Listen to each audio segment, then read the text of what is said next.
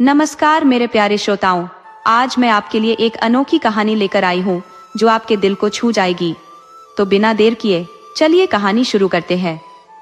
एक छोटे से गांव में रामकिशन अपने परिवार संग निवास करता था। उसकी एक बड़ी चिंता थी कि उसका पुत्र राकेश विवाह योग्य होने के बावजूद कहीं प्रस्ताव स्वीकार नहीं करवा पा रहा था। इस बाध्यता में आखिरकार रामकिशन ने अपने बेटे का विवाह एक गरीब परिवार की बेटी से करवा दिया।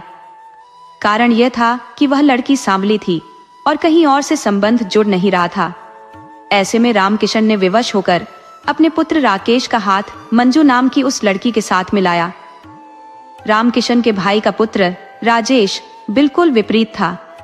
राजेश न सिर्फ मेहनती था बल्कि उसका आचरण भी अति उत्तम था, जिसके चलते उसका विवाह अच्छे और प्रतिष्ठित घराने में हुआ। उधर रामकिशन का बेटा राकेश ट्रक चलाता था और उसकी संगत कुछ सही नहीं थी। वह धीरे धीरे शराब के शिकंजे में फंसता गया और जुए में भी हाथ आजमाने लगा। रामकिशन स्वयं भी अपनी जवानी के दिनों में खेलकूद और अन्य गतिविधियों में लिप्त रह चुका था, इसलिए उसे इस सब पर कोई विशेष आपत्ति न थी। राकेश इकलौता कमाने वाला बेटा होने के कारण और भी निडर और बेकाबू हो गया था। मंजू, जिससे राकेश का विवाह हुआ, वह साधारण रूप रंग की परंतु संस्कारी और सुशील प्रवृत्ति की लड़की थी। मंजू ने अपने सास ससुर की भरपूर सेवा की, रोज स्वादिष्ट भोजन पकाती, घर को स्वच्छ रखती और पूरे आदर सम्मान के साथ सबका ध्यान रखती थी। परंतु उसका कद छोटा और रंग सांवला होने के कारण उसे घर में वह मान सम्मान नहीं मिला जिसके वह योग्य थी। यहाँ तक कि उसका पति राकेश भी उससे अच्छे से पेश नहीं आता था। सास ससुर तो हमेशा ही नखरे दिखाने में लगे रहते थे। धीरे धीरे 2 वर्ष बीत गए और इस दौरान मंजू ने एक बेटी को जन्म दिया। इसी बीच राकेश का ध्यान पूरी तरह मंजू से हट चुका था। उसकी आसक्ति अपनी चचेरी भाभी माधुरी के सौंदर्य में गहराई से उलझ चुकी थी। राकेश जब भी ट्रक की यात्रा से लौटता तो महंगे उपहारों का अंबार लेकर आता, लेकिन ये उपहार मंजू के लिए नहीं बल्कि माधुरी के लिए होते। बच्चों के लिए खिलौने और माधुरी के लिए उत्तम साड़ियां लाने में वह कोई कसर नहीं छोड़ता था। परंतु जैसा कि कहा जाता है, रिश्तों की एक मर्यादा होती है, परंतु यहाँ वह मर्यादा टूटने की कगार पर थी। मोहल्ले के लोगों को भी इस संबंध में कुछ अनुचित लगने लगा। कहते हैं, प्रेम और खुशबू को छिपाया नहीं जा सकता। राजेश, जो दिन रात खेतों में मेहनत कर थका हारा घर लौटता, उसे रास्ते में ही अपनी पत्नी माधुरी के चर्चे सुनने को मिलते। जब वह माधुरी से इन चर्चाओं के बारे में पूछता तो माधुरी बहाने बना जाती थी।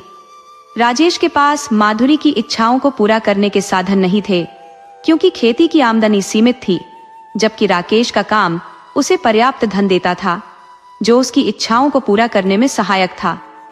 माधुरी के प्रति बढ़ते इस आकर्षण के चलते राकेश के मन में अब अपनी पत्नी मंजू के प्रति अत्यधिक उदासीनता आ चुकी थी। एक दिन तो हद ही हो गई जब उसने मंजू को घर से बाहर निकाल दिया।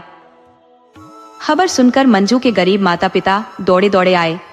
उन्होंने राकेश के सामने हाथ जोड़कर विनती की कि वह उनकी बेटी को घर में रहने दे। उन्होंने वादा किया कि मंजू किसी भी रूप में घर का कामकाज संभाल लेगी, चाहे उसे नौकरानी जैसा जीवन ही क्यों न बिताना पड़े। यहाँ तक कि गांव और आस पड़ोस के लोग भी मंजू के लिए समर्थन में आए, परंतु राकेश ने किसी की बात नहीं मानी। आखिरकार रोते कलपते उसके माता पिता मंजू को अपने साथ ले जाने पर विवश हो गए। अब राकेश और माधुरी ने राजेश को पूरी तरह अनदेखा करते हुए मानो पति पत्नी की भांति जीवन जीना आरंभ कर दिया था।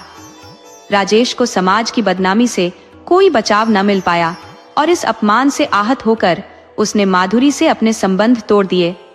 रामकिशन और उसकी पत्नी शांति ने अपनी नैतिकता की सीमाएं तोड़ते हुए माधुरी और उसकी दोनों पुत्रियों को अपने परिवार में शामिल कर लिया था। इस निर्णय की समाज में खूब आलोचना हुई, परंतु उन्हें इसकी परवाह न थी। राकेश पास के शहर में किराए के एक मकान में रहने लगा और माधुरी की बेटियां अब अंग्रेजी माध्यम के स्कूल में पढ़ने लगी। माधुरी को मानो नई ठसक मिल गई थी। आसपास के किसी को यह जानने का अवसर न मिला कि उसकी खुशहाल दिखने वाली जिंदगी किस तरह रिश्तों की बलि पर टिकी थी। लेकिन कहते हैं, जो दूसरे के घरों में आग लगाता है उसका खुद का संसार भी शांत नहीं रह सकता। नियति ने माधुरी के लिए भी एक सजा तय कर रखी थी। राकेश, जो पहले अंजू से सेवा करवा लेता था, अब 2 बच्चों की परवरिश और माधुरी की हर मांग पूरी करने में फंस गया था। रोज शराब के नशे में धुत होकर दोस्तों के संग जुआ खेलने बैठ जाता और काम पर कभी कभी ही जाता था। धीरे धीरे उसने घर का सामान भी बेचना शुरू कर दिया। यही वह चमक दमक थी जिसके मोह में फंसकर माधुरी ने अपनी खुशहाल गृहस्थी को त्याग दिया था, और अब राकेश उसकी इस चमक को खत्म करने पर उतारू था। माधुरी ने जब यह सब देखा तो क्रोधित होकर राकेश का विरोध किया, लेकिन राकेश शराब के नशे में उन्मत्त होकर उस पर झल्लाया और मारपीट पर उतर आया। उसने माधुरी से ताने कसते हुए कहा, क्या यह सब कुछ तुम अपने साथ लाई थी? ये सब मेरा है, मैं इसे जैसे चाहूं इस्तेमाल करूंगा। माधुरी ने अपनी बेटियों की कसम खाकर उसे चुनौती दी, परंतु राकेश ने और अधिक अपमानित कर उसकी असहनीय स्थिति बना दी। आखिरकार यह स्थिति इतनी बिगड़ गई कि राकेश ने माधुरी को छोड़कर अपना घर वापस लौटने का निर्णय लिया। माधुरी के पास अब कोई सहारा नहीं था। उसके मायके वालों ने तो पहले ही उससे संबंध तोड़ लिया था। निराश्रित माधुरी अपने अंतिम सहारे अपनी मौसी के पास चली गई, जिसके पास उसे थोड़ा सुकून और आश्रय मिल सका। रामकिशन का लाडला बेटा राकेश फिर अकेला रह गया। शांति देवी को भी उनके कर्मों का दंड मिला और वे लकवाग्रस्त हो गई। इस पीड़ा के साथ उन्होंने 1 महीने तक बिस्तर पर संघर्ष किया और अंततः भगवान को प्यारी हो गई। इसी दौरान एक और विपदा आ गई। एक दिन राकेश जब ट्रक लेकर गया तो उसका गंभीर हादसा हो गया और वह बुरी तरह घायल होकर लौट आया। अब हालात यह हो गए कि 2 वर्षों के भीतर दोनों परिवार, जिनमें 2 महिलाएं और 3 मासूम बच्चियां थीं, दरबदर भटकने पर मजबूर हो गए। समय का पहिया धीरे धीरे घूमता रहा और जो कभी चहल पहल से गूंजता यह विशाल घर था, अब सोनेपन का बसेरा बन गया था। बाप बेटे मानो किसी उजाड़ बस्ती के अकेले बाशिंदे हों, निर्जनता में भटकते रहते थे। रामकिशन अपने गंजे सिर पर हाथ फेरते हुए मन ही मन सोचता रहता कि यह क्या दुर्दशा हो गई, क्या उसका वंश समाप्ति की कगार पर आ खड़ा है। उधर राकेश भी अपनी रंगीन कारस्तानियों में 40 की उम्र तक पहुंच चुका था। इसी दौरान एक दूर के रिश्तेदार ने उनके समक्ष विवाह का प्रस्ताव रखा। उसने बताया कि एक सुंदर कन्या उपलब्ध है, परंतु इसके लिए थोड़ा खर्चा उठाना पड़ेगा, क्योंकि लड़की के माता पिता पर प्रभाव डालना आवश्यक होगा। रिश्तेदार ने अपनी बात को आगे बढ़ाते हुए बताया कि उसने उन्हें यह विश्वास दिलाया है कि राकेश का परिवार बहुत संपन्न है। राकेश और रामकिशन ने इस प्रस्ताव को सहर्ष स्वीकार किया। रिश्वत के दम पर उस रिश्तेदार ने लड़की से उनकी मुलाकात करवाई। राकेश उस लड़की को देखकर अत्यंत प्रसन्न हुआ। लंबा कद, सुंदर नाक नक्श, गोरा रंग और मात्र 20 वर्ष की आयु। उसकी खूबसूरती ने राकेश को मोहित कर लिया और उसने उसे किसी कीमती रत्न की तरह अपने जीवन में लाने का निर्णय कर लिया। अपने रिश्तेदार की मदद से उसने लड़की और उसके परिवार को प्रभावित करने में कोई कसर नहीं छोड़ी। राकेश ने शादी का प्रस्ताव रखते हुए लड़की के माता पिता से कहा कि वह हर हाल में इस रिश्ते को निभाएगा। माता पिता ने जानकारी दी कि लड़की का पति 2 साल पहले आत्महत्या कर चुका है, लेकिन यह बात राकेश को निरुत्साहित न कर सकी और उसने जिद के बल पर उस सुंदर कन्या को अपने जीवन में शामिल कर लिया।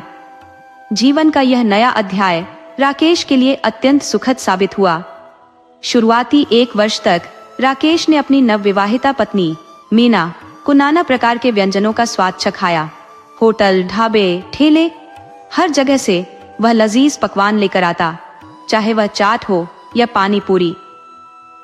कुछ समय पश्चात रामकिशन की इच्छा हुई कि अब बहू घर के कार्यभार को संभाले। एक दिन उसने बाजार से सब्जियां मंगवाई और अपनी संगत के साथ बाहर बैठ गपशप में व्यस्त हो गया। कुछ समय बाद उसे भूख सताने लगी तो वह भीतर भोजन की सुध लेने गया। अंदर का दृश्य देखकर वह हतप्रभ रह गया। चूल्हा ठंडा पड़ा था और बहू मीना गहरी नींद में थी। ये देख उसके मन में क्रोध की ज्वाला भड़क उठी। उसने गुस्से में दहाड़ते हुए मीना को उठाया और पूछा, खाना क्यों नहीं बनाया? मीना ने अनमने ढंग से जवाब दिया, मेरा पेट दर्द कर रहा है, मैं खाना नहीं बना सकती। रामकिशन का धैर्य जवाब दे गया। उसने गुस्से में कहा, तो खाना क्या तुम्हारा बाप बनाएगा? इस पर मीना तेजी से उठकर खड़ी हुई और तीखे स्वर में जवाब दिया, मेरे पिता पर मत जाइए, नहीं तो। रामकिशन का पारा और चढ़ गया, परंतु मीना ने भी हार मानने का नाम नहीं लिया। रामकिशन ने अपनी नई बहू मीना पर काफी रुपए खर्च कर उसे घर की जिम्मेदारियों में लगाने का सपना देखा था, लेकिन चीजें उसके अनुकूल नहीं हो रही थी। एक दिन जब रामकिशन ने मीना को खाना न बनाने पर फटकार लगाई, तो मीना ने भी बेजा हरकतें दिखाई। दोनों में शब्दों का संग्राम हुआ, जहां मीना ने तीखे और अप्रत्याशित शब्दों का बौछार कर दिया।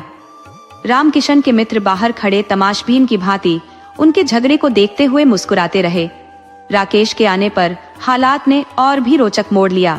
रामकिशन ने राकेश से अपने समर्थन की अपेक्षा की, लेकिन मीना ने लाठी उठाकर ही पलटवार कर दिया, जिससे राकेश अचंभित रह गया। उसकी क्रोध में तनी हुई मांसपेशियों और उग्रता से लाल चेहरा देखकर हर कोई चकित था। मीना ने खुद को निर्भीकता से स्थापित किया और चुनौतीपूर्ण शब्दों में राकेश को ललकारा। इस घटनाक्रम की चर्चा गांव में आग की तरह फैल गई और लोग रामकिशन और उसके परिवार की दुर्दशा पर मन ही मन हंसी कर रहे थे। गांव के लोग सलाह देते दिखे कि यह बहू अपने व्यवहार से अत्यंत अप्रत्याशित है। एक दिन मीना ने घर के कपड़े इकट्ठा करके उनमें आग लगा दी, जिससे मोहल्ले वालों को भी हस्तक्षेप करना पड़ा। आखिरकार मोहल्ले वालों की सलाह पर रामकिशन और राकेश को मीना के व्यवहार पर नियंत्रण के लिए गंभीर विचार करना पड़ा, क्योंकि उन्हें लगने लगा कि यह समस्या केवल झगड़े तक सीमित नहीं है। कहते हैं, विधि का विधान अटल है, और रामकिशन और राकेश ने इस कटु सत्य का सामना कर लिया। वर्षों की बेइज्जती और घमंड अब निरर्थक हो गए थे, लेकिन फिर भी उन्हें इस अपमानजनक परिस्थिति को स्वीकार करना पड़ा। आखिरकार वंश को आगे बढ़ाने का दायित्व भी था। मीना ने न केवल 4 संतानों को जन्म दिया, 3 पुत्र और 1 कन्या, बल्कि उनकी देखभाल से भी खुद को अलग कर लिया। बच्चों का भरण पोषण रामकिशन और राकेश के जिम्मे था। राकेश सुबह सुबह खाना बनाकर ऑटो चलाने निकल जाता और रामकिशन दिन भर बच्चों की देखभाल में जुटे रहते। कभी अगर विरोध में कुछ कहने की कोशिश करते तो मीना का क्रोध उन पर भारी पड़ता। मीना दिन भर आराम फरमाती, पूरियों का आनंद लेती और अगर कभी पैसे की कमी हो जाती तो गांव के लड़कों से पैसे उधार ले लेती। शर्मिंदगी के मारे रामकिशन और राकेश को मजबूरन उसे पैसे देने पड़ते थे। सावन का महीना हो या शादी ब्याह का मौसम, मीना हर मौके पर अपनी धाक जमाए रखती। गांव की हर दावत में, हर उत्सव में मीना का आना तय रहता, चाहे उसे बुलाया गया हो या नहीं। उसकी मौजूदगी हर सभा को और अधिक रोचक बना देती, इसलिए हर कोई बेसब्री से उसकी प्रतीक्षा करता। राकेश को एक दिन अपनी पहली पत्नी मंजू की याद सताने लगी। उसने अपने पिता से मिन्नत की कि वह मंजू से माफी मांग ले और उसे घर वापस ले आए। रामकिशन ने उसकी बात मान ली, लेकिन जब राकेश अपने ससुराल पहुंचा तो उसे पता चला कि मंजू का फिर से विवाह हो चुका है और वह एक सुखी जीवन जी रही है। वह अब एक पुत्र की मां भी बन चुकी थी और अपने नए परिवार में खुश थी।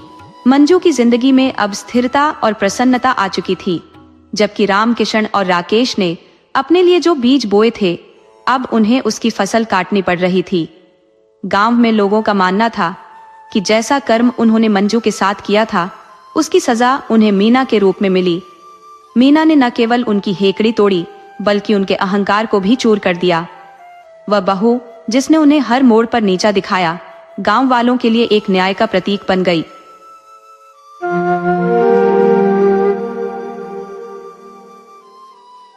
उत्तर प्रदेश के एक छोटे से गांव में रामू नामक एक किसान अपनी पत्नी शीला के साथ रहता था।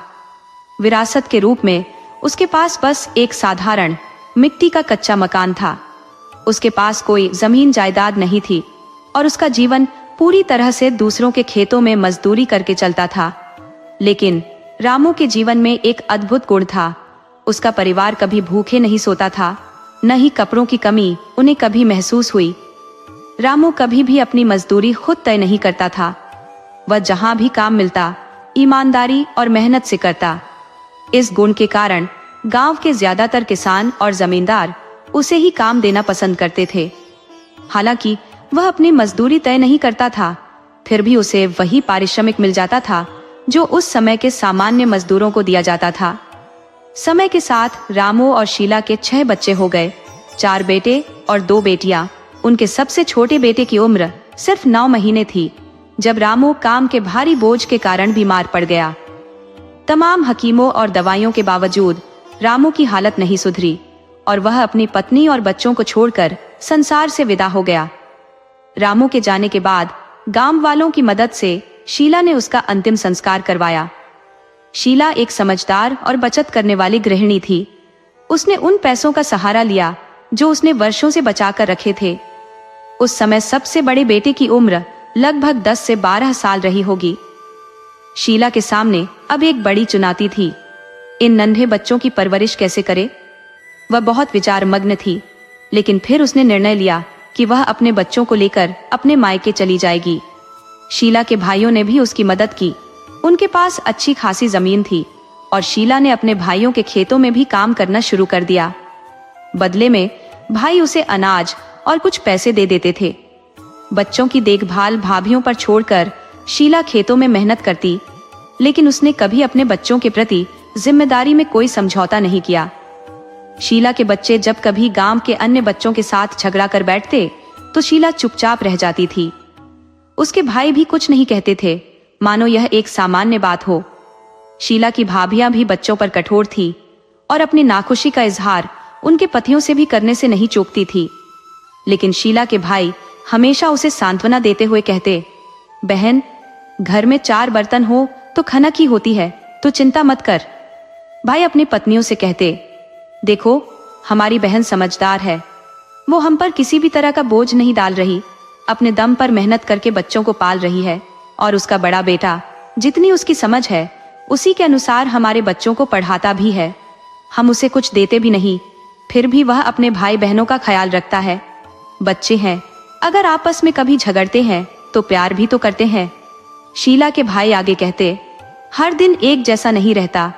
जब हमारा बड़ा भांजा काम करने लायक हो जाएगा तो वह भी अपने हिस्से का बोझ उठा लेगा। अगर हम आज अपनी बहन के साथ खड़े नहीं हुए तो फिर कौन खड़ा होगा? यही तो भाईचारे का असली मतलब है। शीला अपने बच्चों को समझाती, तुम लोग अपने मामा के घर रह रहे हो, इस बात को समझो और आपस में छोटी छोटी बातों पर झगड़ना बंद करो। इस पर शीला का बड़ा बेटा चेतन कहने लगा, माँ, रामनाथ मामा कह रहे थे कि अगर मुझे काम करना है तो मैं उनके साथ जा सकता हूँ। शीला ने उत्तर दिया, बेटा, अभी कुछ साल और रुक जा। उन्होंने कभी तुमसे काम करवाया है? नहीं ना। पहले तुम्हें गांव के स्कूल में पढ़ने दिया, जिससे तुम हिसाब किताब भी करने लगे हो। पहले अपनी सेहत को संवार, काम करने के लिए पूरी जिंदगी पड़ी है। चेतन फिर बोला, माँ, मामा ने यह भी कहा था कि मैं जो भी काम उनके साथ करूंगा वे मुझे अच्छी तरह सिखाएंगे और अगर मैं उनके साथ रहूं तो वो मुझे एक कुशल राजमिस्त्री बना देंगे। शीला ने उसकी बातों को ध्यान से सुना, पर अपने बेटे की भलाई के लिए उसे थोड़ा और समय देने का सुझाव दिया ताकि चेतन अपने जीवन को बेहतर ढंग से तैयार कर सके। अब तुम ही सोचो, बिना कठिन परिश्रम के शरीर को आकार कैसे मिलेगा? शीला के पास अपने बेटे की इस बात का कोई तर्क संगत उत्तर नहीं था। अगले दिन चेतन ने आत्मविश्वास से कह दिया, मामा, मैं आपके साथ काम पर चलने के लिए तैयार हूं। ये सुनते ही रामनाथ ने उत्तर दिया, कल से ही आ जाओ। चैतन्य ने तत्परता से हामी भरते हुए कहा, ठीक है मामा जी। फिर उसने अपने छोटे भाई कुंदन, जो उससे 2 वर्ष छोटा था, को बताया, कल से मैं मामा के साथ काम पर जाऊंगा। तुम्हें घर का ध्यान रखना होगा। कुंदन ने सहमति में सिर हिला दिया, लेकिन एक सवाल पूछ लिया, भैया, मामा से मेरे लिए भी पूछ लेना ताकि मैं भी काम में हाथ पटा सकूं। चेतन ने उसे आश्वस्त करते हुए कहा, ठीक है, मैं मामा से बात करूंगा। अगले दिन चेतन अपने मामा के साथ काम पर जाने के लिए पूरी तरह से तैयार हो गया। रामनाथ उसे साथ लेकर निकल पड़े। चेतन की आंखों में किसी अनजानी भावना के आंसू थे, जिन्हें समझ पाना बेहद कठिन था। उस दिन रामनाथ ने भी अपने भाइयों से आधे दिन की छुट्टी ले ली थी। घर लौटकर कुंदन के साथ मिलकर उसने खीर, पूड़ी और आलू की सूखी सब्जी तैयार की। उसने अपने सभी भाइयों को भी यह कह दिया कि वे आज घर पर खाना न बनाए, बल्कि उसके घर पर ही भोजन के लिए आ जाए। शाम होते होते चेतन भी काम से लौट आया। घर से उठती पकवानों की महक ने उसकी भूख को और बढ़ा दिया। उसने माँ से कहा, माँ, बहुत भूख लगी है, खाना दे दो। माँ ने प्यार से जवाब दिया, बिल्कुल बेटा, तुमने आज सारा दिन काम किया है, भूख तो लगनी ही थी। जाओ, पहले हाथ मुंह धो लो, यहाँ गर्म पानी रखा है, उससे अच्छे से साफ कर लो। चैतन्य के हाथ मुंह धोने तक कुंदन अपने मामाओं को बुलाकर ले आया। जिला ने अपने हाथों से सभी को खाना परोसा और कहा, भैया, आज मेरा बेटा काम पर गया था, इसलिए मैंने उसके लिए ये सब बनाया है। सोचा आप सभी को भी खिलाऊं। आज 4 साल बाद मुझे बहुत अच्छा महसूस हो रहा है। चेतन के पिता अमावस्या के दिन इस प्रकार का भोजन अक्सर बनवाया करते थे, किंतु इन 4 वर्षों में बच्चों ने कभी भी किसी विशेष पकवान की मांग नहीं की। आज अगर उनके पिता जीवित होते तो अपनी सामर्थ्य के अनुसार एक भव्य भोज का आयोजन करते। यह सोचते हुए शीला भावुक हो गई। उसकी आंखें भर आईं और वह रो पड़ी।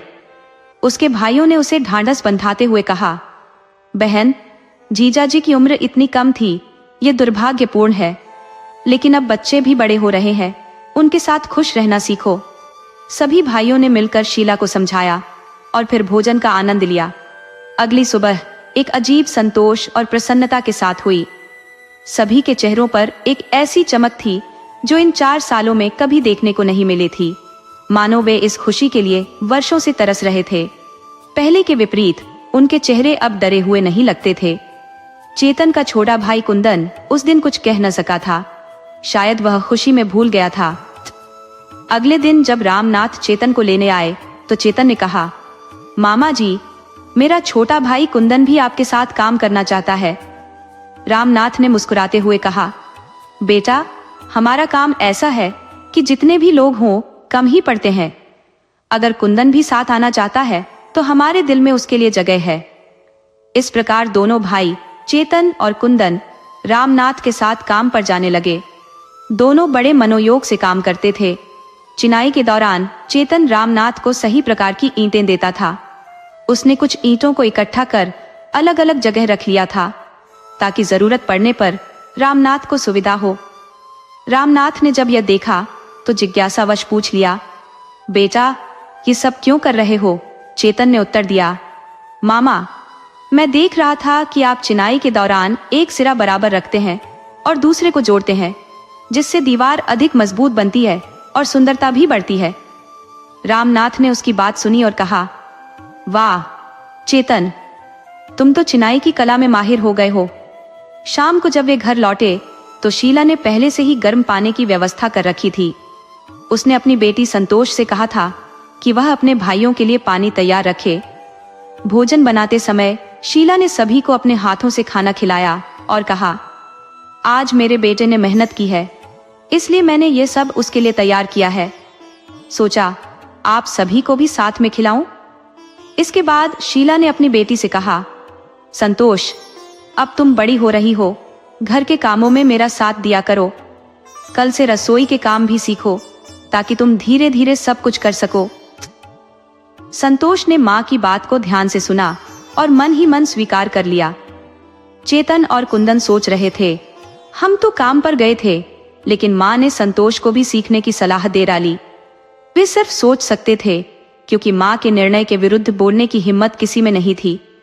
ऐसा कहा जाता है कि ननिहाल में बच्चे बिगड़ जाते हैं, किंतु इन 6 भाई बहनों में शरारत का कोई नामो निशान नहीं था। जिन बच्चों के सिर पर माता पिता का साया नहीं होता, वे या तो गलत संगत में पड़ जाते हैं या बिगड़ जाते हैं। लेकिन शीला के सभी बच्चे डर के बावजूद अपने भविष्य के प्रति सजग रहते थे और अवसर मिलते ही काम पर निकल जाते थे। दोनों भाइयों ने यह निश्चय कर लिया था कि 2 वर्ष बाद संतोष की शादी करा देंगे। इस बीच शीला ने सिलाई का काम सिखाकर संतोष को भी आत्मनिर्भर बना दिया। संतोष और माँ की मेहनत से घर की दैनिक आवश्यकताएं पूरी हो जाती थी। उनके पास रहने के लिए मामाओं के घर थे, इसलिए रोटी और कपड़े की जरूरत ही प्रमुख थी। शीला ने अपने सभी बच्चों को संस्कारों और परंपराओं में ढालते हुए जीवन की कठिनाइयों का सामना करना सिखाया। वह प्रभु से सिर्फ एक ही प्रार्थना करती थी कि कालो, जो अभी 14 वर्ष का ही था, जल्दी से बड़ा हो जाए ताकि वह अपने परिवार को लेकर ससुराल लौट सके। जब उसके पति का निधन हुआ था तब कालू मात्र 9 महीने का था। शीला का मानना था कि यदि श्री राम ने 14 वर्षों का वनवास सह लिया तो उसका कालू तो अपनों के बीच अपने ननिहाल में ही है। इस दौरान चेतन और कुंदन दोनों रामनाथ के साथ काम करते रहे, जबकि संतोष और छोटा निक्की माँ के साथ खेतों और घर के अन्य कार्यों में सहयोग देते थे। शीला के पालन पोषण के कारण उसके बच्चे तेजी से परिपक्व हो रहे थे। संतोष, जो 14 वर्ष की हो चली थी, अब जवान हो चुकी थी और अत्यंत सुंदर भी दिखने लगी थी। शीला ने अपने भाइयों के सहयोग से एक सुशील और संस्कारी वर ढूंढ लिया था। लड़के का परिवार भला और गुणी था। उनका कहना था कि उन्हें दहेज या संपत्ति की आवश्यकता नहीं, केवल एक संस्कारी बहू चाहिए। रिश्ता तय होते ही शीला ने शीघ्रता से शादी की तैयारियां कर डाली। संतोष की शादी में जितना खर्चा शीला ने सोचा था उससे कहीं अधिक खर्च हुआ, परंतु मायके के सहयोग से, जहां सभी लोग संतोष को भांजी मानते थे, आर्थिक सहारा मिल गया और विवाह बिना किसी परेशानी के संपन्न हो गया। विवाह के बाद शीला की 4 संतानें, जो अब वयस्क हो रही थी, अपनी मां का सहारा बनने लगी। सुमित्रा, जो सबसे छोटी बेटी थी, अब संतोष के बाद शीला के ध्यान में थी। सुमित्रा की शादी का विचार मन में रखते हुए शीला ने चेतन के विवाह के लिए उपयुक्त कन्या की तलाश शुरू की। उसने समय बीतने का बहाना बनाकर चेतन को 20 वर्ष का होने दिया और एक सर्वगुण संपन्न मगर साधारण परिवार की कन्या से उसका विवाह करा दिया। चेतन की पत्नी जयवती गुणों में अद्वितीय थी और उसने शीघ्र ही पूरे परिवार का स्नेह जीत लिया। जयवती ने शीला को घर के कामों से राहत दी और सुमित्रा के साथ मिलकर घर का पूरा भार संभाल लिया। वह प्रातः काल उठती, घर की सफाई करती, नहाकर शीला का आशीर्वाद लेती और पूरे परिवार के लिए नाश्ता तैयार करती। वह चेतन और कुंदन के लिए लंच भी पैक करती और बाद में स्वयं नाश्ता करती। चेतन और कुंदन अब राजमिस्त्री का कार्य पूर्ण रूप से सीख चुके थे और ठेके पर काम करने लगे थे। तीसरे भाई निक्की को भी वे अपने साथ काम पर ले जाते थे। हालांकि निक्की को इस काम में रुचि नहीं थी और उसने मां से कहकर काम छोड़ दिया और मामा के साथ खेती में लग गया। चेतन ने उससे कहा था, भाई, काम वही अच्छा लगता है जो आत्मा को संतोष दे। जहां मन न लगे वहां काम भी ठीक से नहीं हो पाता। निक्की और छोटा भाई कालू दोनों अब मामा के साथ खेती में लगे हुए थे।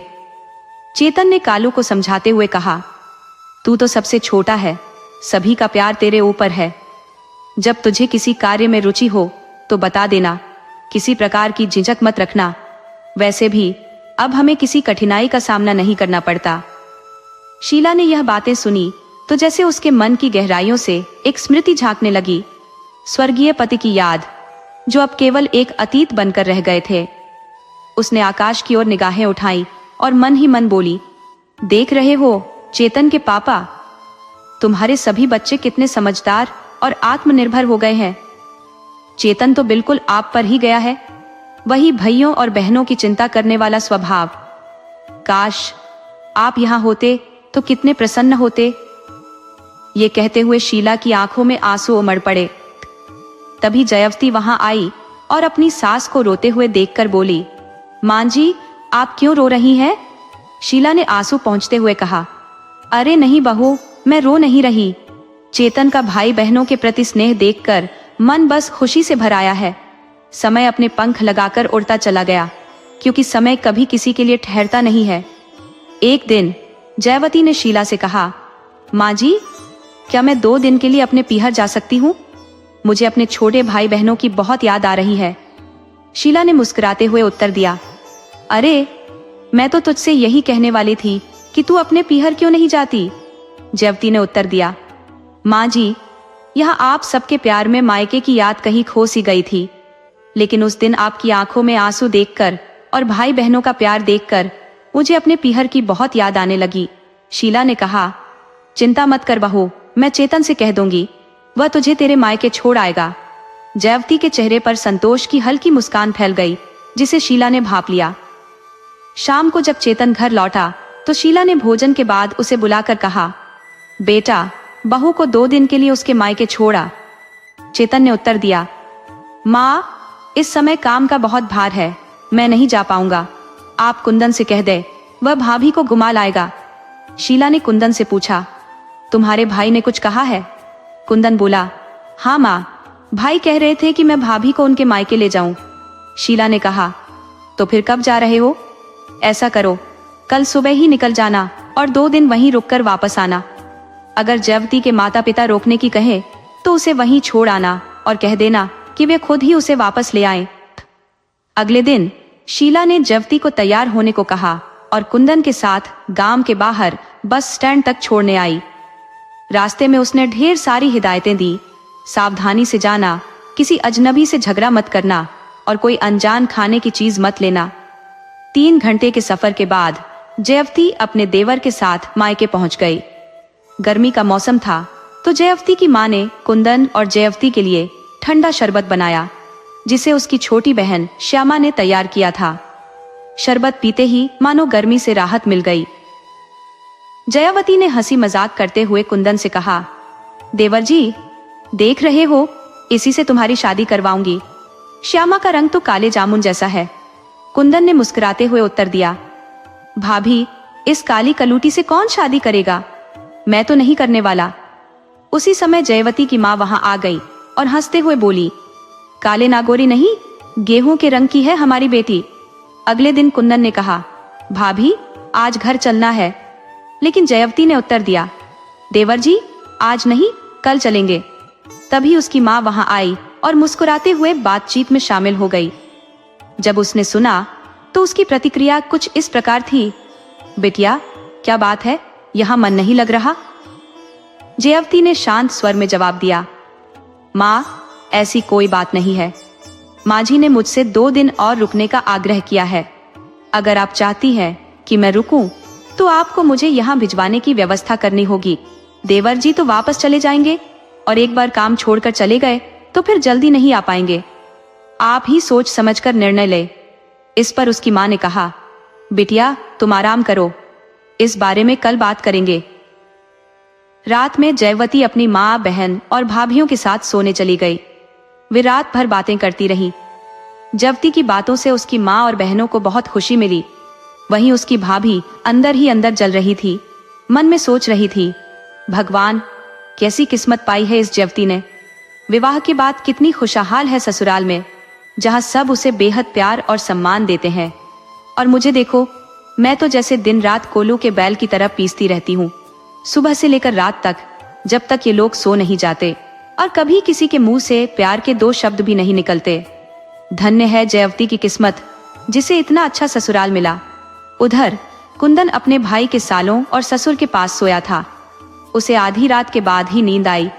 तभी सब उसे बार बार कुछ पूछने की कोशिश कर रहे थे। बॉबी के पिता ने कहा, बेटा कुंदन, तुम चेतन से बस 2 साल छोटे हो। उनकी शादी को 2.5 साल हो गए और तुम्हारी शादी के बारे में चेतन और तुम्हारी माँ क्या सोच रही है? इस पर कुंदन ने कहा, मौसा जी, 6 महीने बाद जब कालू की उम्र 14 साल हो जाएगी, तब हम अपने पुश्तैनी गांव जाएंगे। जब वहां पर सारी व्यवस्थाएं कर लेंगे, तब सुमित्रा की शादी हो जाएगी। कुंदन की बात सुनकर चेतन के ससुर ने लंबी सांस लेते हुए कहा, हाँ बेटा, यही सही रहेगा। पहले बिटिया की शादी हो जाएगी, दोनों बहनें अपने घर की हो जाएंगी, और फिर तुम तीनों भाई एक एक करके शादी कर लेना। सुबह कुंदन अपने तय समय पर जाग गया। वह अपने भाई के सालों के साथ गांव के बाहर तालाब के पास अपनी जरूरतों को पूरा करने चला गया। अकवा के पास पहुंचकर उसने हाथ मुंह धोए और पास के नीम के पेड़ से दातून तोड़ी। थोड़ी देर बाद वह दातून करते हुए घर लौट आया। बैठक में पहुंचकर उसने अपने आप को थोड़ी राहत दी। इसी बीच श्यामा सभी के लिए नाश्ता ले आई। सभी ने आराम से नाश्ता किया। फिर कुंदन ने कहा, अब मुझे निकलना पड़ेगा। यह सुनकर भाभी के पिता बोले, इतनी जल्दी क्या है बेटा? कुंदन ने अपने काम की बात कहकर उन्हें चुप करा दिया। तभी भाभी भी अपनी माँ के साथ आ गई। भाभी ने कहा, देवर जी तुम जाओ, मैं 2-4 दिन बाद आ जाऊंगी। कुंदन ने उत्तर दिया, भाभी आप बता तो चुकी होंगी ना, क्योंकि मैं लेने नहीं आ पाऊंगा और हमारे यहाँ से कोई और भी नहीं आ पाएगा। आपको अपने भाई या पिताजी के साथ आना होगा। भाभी के माता पिता ने आपस में कुछ बात की और कहा, नहीं बेटा, तुम अपने साथ ही उसे ले जाओ, सही रहेगा। जयवती पहले ही सभी से मिल चुकी थी। उसकी माँ ने कहा, शादी के बाद लड़कियां ससुराल में ही अच्छी लगती हैं, लेकिन खाना खाकर जाना। दोनों देवर भाभी ने खाना खाया और फिर विदा ले ली। जब वे शाम 3 बजे घर पहुंचे तो कुंदन की माँ ने देखा और कहा, मैंने कहा था ना बेटा, 2 दिन के लिए घुमाने ले जाना, लेकिन ये क्या किया, कल गए और आज ही वापस आ गए। कुंदन ने सफाई दी, माँ हमारा काम छोटा था, 2 दिन का ही, आपने भी तो कहा था। इस पर शीला चुप हो गई। जयवती ने भी कहा, माँ हम सभी से मिल चुके थे, अब रुककर क्या करते। शीला ने कहा, अच्छी बात है, अगली बार चेतन को साथ भेजूंगी। गांव में सभी शीला की सराहना करते थे। उसने अपने भाइयों के खेतों में काम करके अपने 6 बच्चों का पालन पोषण किया था। ये सबके लिए आसान काम नहीं था। समय इसी तरह बीतता गया। एक दिन शीला ने अपने भाइयों से गांव जाने की बात की तो चेतन और कुंदन से लोग पूछने लगे, भाई यहाँ कोई परेशानी है तो बताओ, पर गांव मत छोड़ो। शीला को यह दिखाना था कि वह अपने देवर जेठ को बिना बाप के बच्चों का पालन पोषण कर सकती है। गांव जाने से 1 महीने पहले वह अपने बेटे चेतन और कुंदन के साथ ससुराल पहुंच गई। वहां देखा कि उनके मकान पर रिश्तेदारों ने कब्जा कर लिया था। शीला अपने बेटों को लेकर गांव के नंबरदार के पास पहुंची, जहां उसका पति काम करता था। चेतन ने नंबरदार के पांव छूकर अपना अभिवादन किया और अपने चाचा ताऊ की करतूतों का खुलासा करते हुए अपना परिचय दिया। तब नंबरदार ने कहा, बेटा चेतन, क्या तुम्हें केवल अपना घर ही चाहिए या मैं तुम्हें किसी और स्थान का सुझाव दूं जहां तुम अपना घर बना सको। इस बार चेतन की मां ने चेतन को हामी भरने की अनुमति दे दी। जब नंबरदार मोहल्ले में पधारे तो सारे लोग खरगोश के कान की तरह सतर्क हो गए। नंबरदार ने प्रधान जी को बुलाया और उनसे कहा, प्रधान जी, इस खेत में से थोड़ी जगह निकालिए और रामू के 4 लड़कों को दे दीजिए ताकि उनके घर बन सके। प्रधान जी ने सहमति में सिर हिलाया। जब प्रधान जी भूमि मापने लगे तभी दूसरे कुएं के कुछ लोग नंबरदार के पास आए, हाथ जोड़कर उनका अभिवादन किया। नंबरदार ने उन्हें आशीर्वाद देते हुए कहा, खुश रहो। तब उन लोगों ने नंबरदार से निवेदन किया, यदि आप वास्तव में चाहते हैं कि हम खुश रहें तो कृपया वह जगह जो आपने रामू के बच्चों को दी है हमें दे दे। हम इसके बदले में जितनी भी रकम आप चाहे देने के लिए तैयार है। हम इस जगह पर रामू की विधवा और उसके बच्चों को देखकर आनंदित नहीं रह सकते। नंबरदार ने स्थिति को समझते हुए अपने व्यक्ति को भेजा और चेतन और उसकी मां को बुलाकर उन्हें स्थिति से अवगत कराया। उन्होंने कहा, यदि तुम चाहो तो मैं इस नापी हुई जगह के बदले कुएं की तरफ उतनी ही जमीन दे सकता हूं। शीला ने कहलवाया, आप मालिक हैं, जैसा उचित समझे वैसा करें। इसके बाद नंबरदार ने उस जमीन की मुनहमानी कीमत ले ली और उसकी एवज में शीला को उसी क्षेत्र के पास एक अनुपम स्थान प्रदान कर दिया। तब चैतन्य ने उस स्थान पर मिट्टी खोदकर ईंटों की पत्थाई प्रारंभ कर दी। जब ईंटें ठीक से सूख गई तो चारों भाइयों ने मिलकर सबसे पहले अपनी जमीन की घेराबंदी कर दी। उसके पश्चात उन्होंने 3 कमरों और एक बड़ा बरामदा बना लिया। चेतन और कुंदन, जो 2 भाई थे, ने अपने लिए भी एक सुंदर मकान तैयार किया। उनका घर देखकर सभी लोग आश्चर्यचकित रह गए, क्योंकि उन्होंने निस्संदेह बहुत शानदार निर्माण किया था। नंबरदार को अपने मवेशियों के लिए खेतों में कुएं के समीप एक बाड़ा बनवाना था, इसलिए उन्होंने चेतन को बुलाया। चेतन ने नंबरदार के मन में एक स्पष्ट योजना बना दी, परंतु कहा, अगर हम इस ढंग से काम करेंगे तो शायद हमें इसे पूरा करने में 2 महीने लग जाएंगे। अभी हमें कुछ दिन ननिहाल से आने और कुछ आवश्यक कार्यों में लगने हैं। नंबरदार ने मुस्कुराते हुए जवाब दिया, नक्शा तुम्ही ने बनाया है, निर्माण भी तुम ही करोगे। जब भी तुम्हें समय मिले इस काम को कर देना, सबसे पहले इसे ही पूरा करना। इस पर चेतन ने सहमति जताई और कहा, ठीक है, हम इसे बना देंगे। शीला ने चेतन से कहा, अरे चेतन, गांव में नंबरदार की कृपा से हमारा मकान तो बन गया।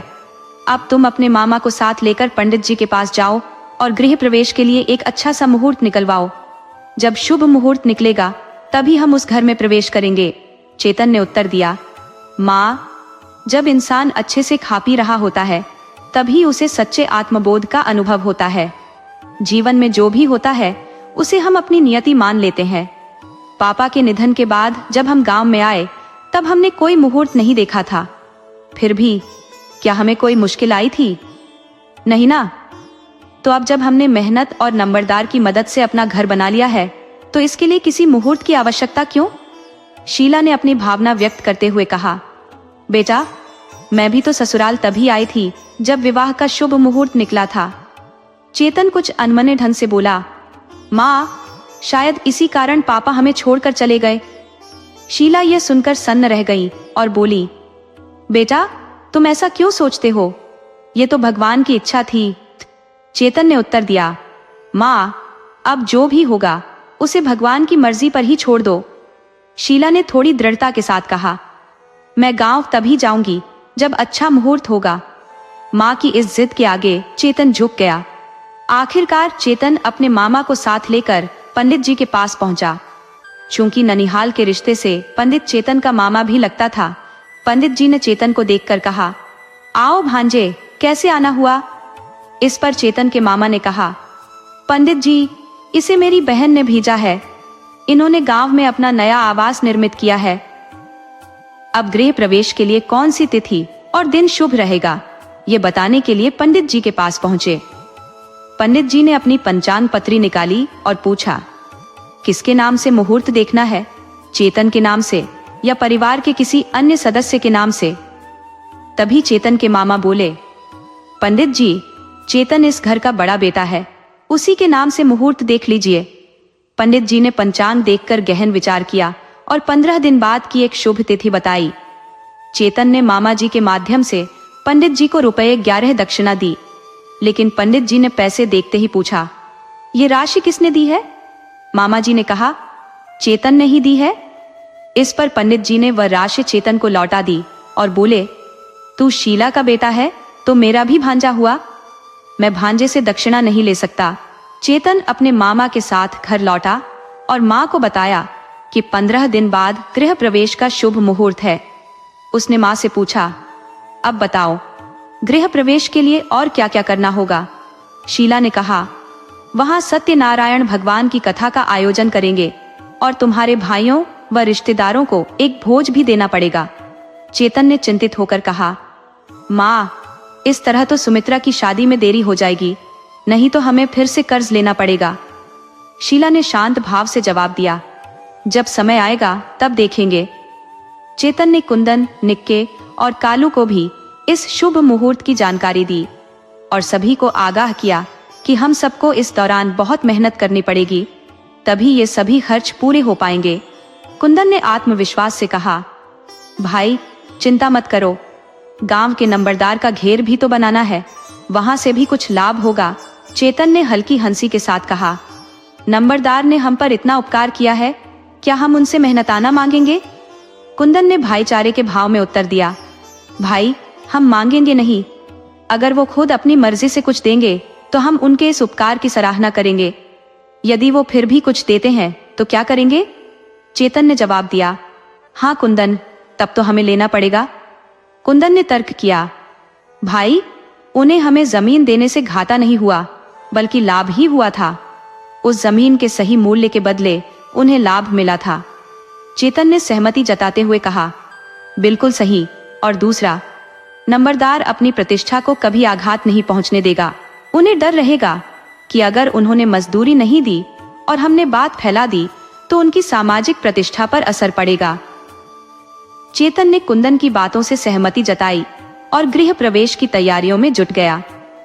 उसने अपने सगे संबंधियों और मित्रों को आमंत्रित करने की तैयारी कर दी। सत्यनारायण कथा के लिए उसी गांव के पंडित जी को बुलाने का विचार किया ताकि पूजा विधिवत संपन्न हो सके। चेतन के माता पिता के गांव के पंडित ने स्पष्ट कह दिया कि वे हमारे क्षेत्र में नहीं आते।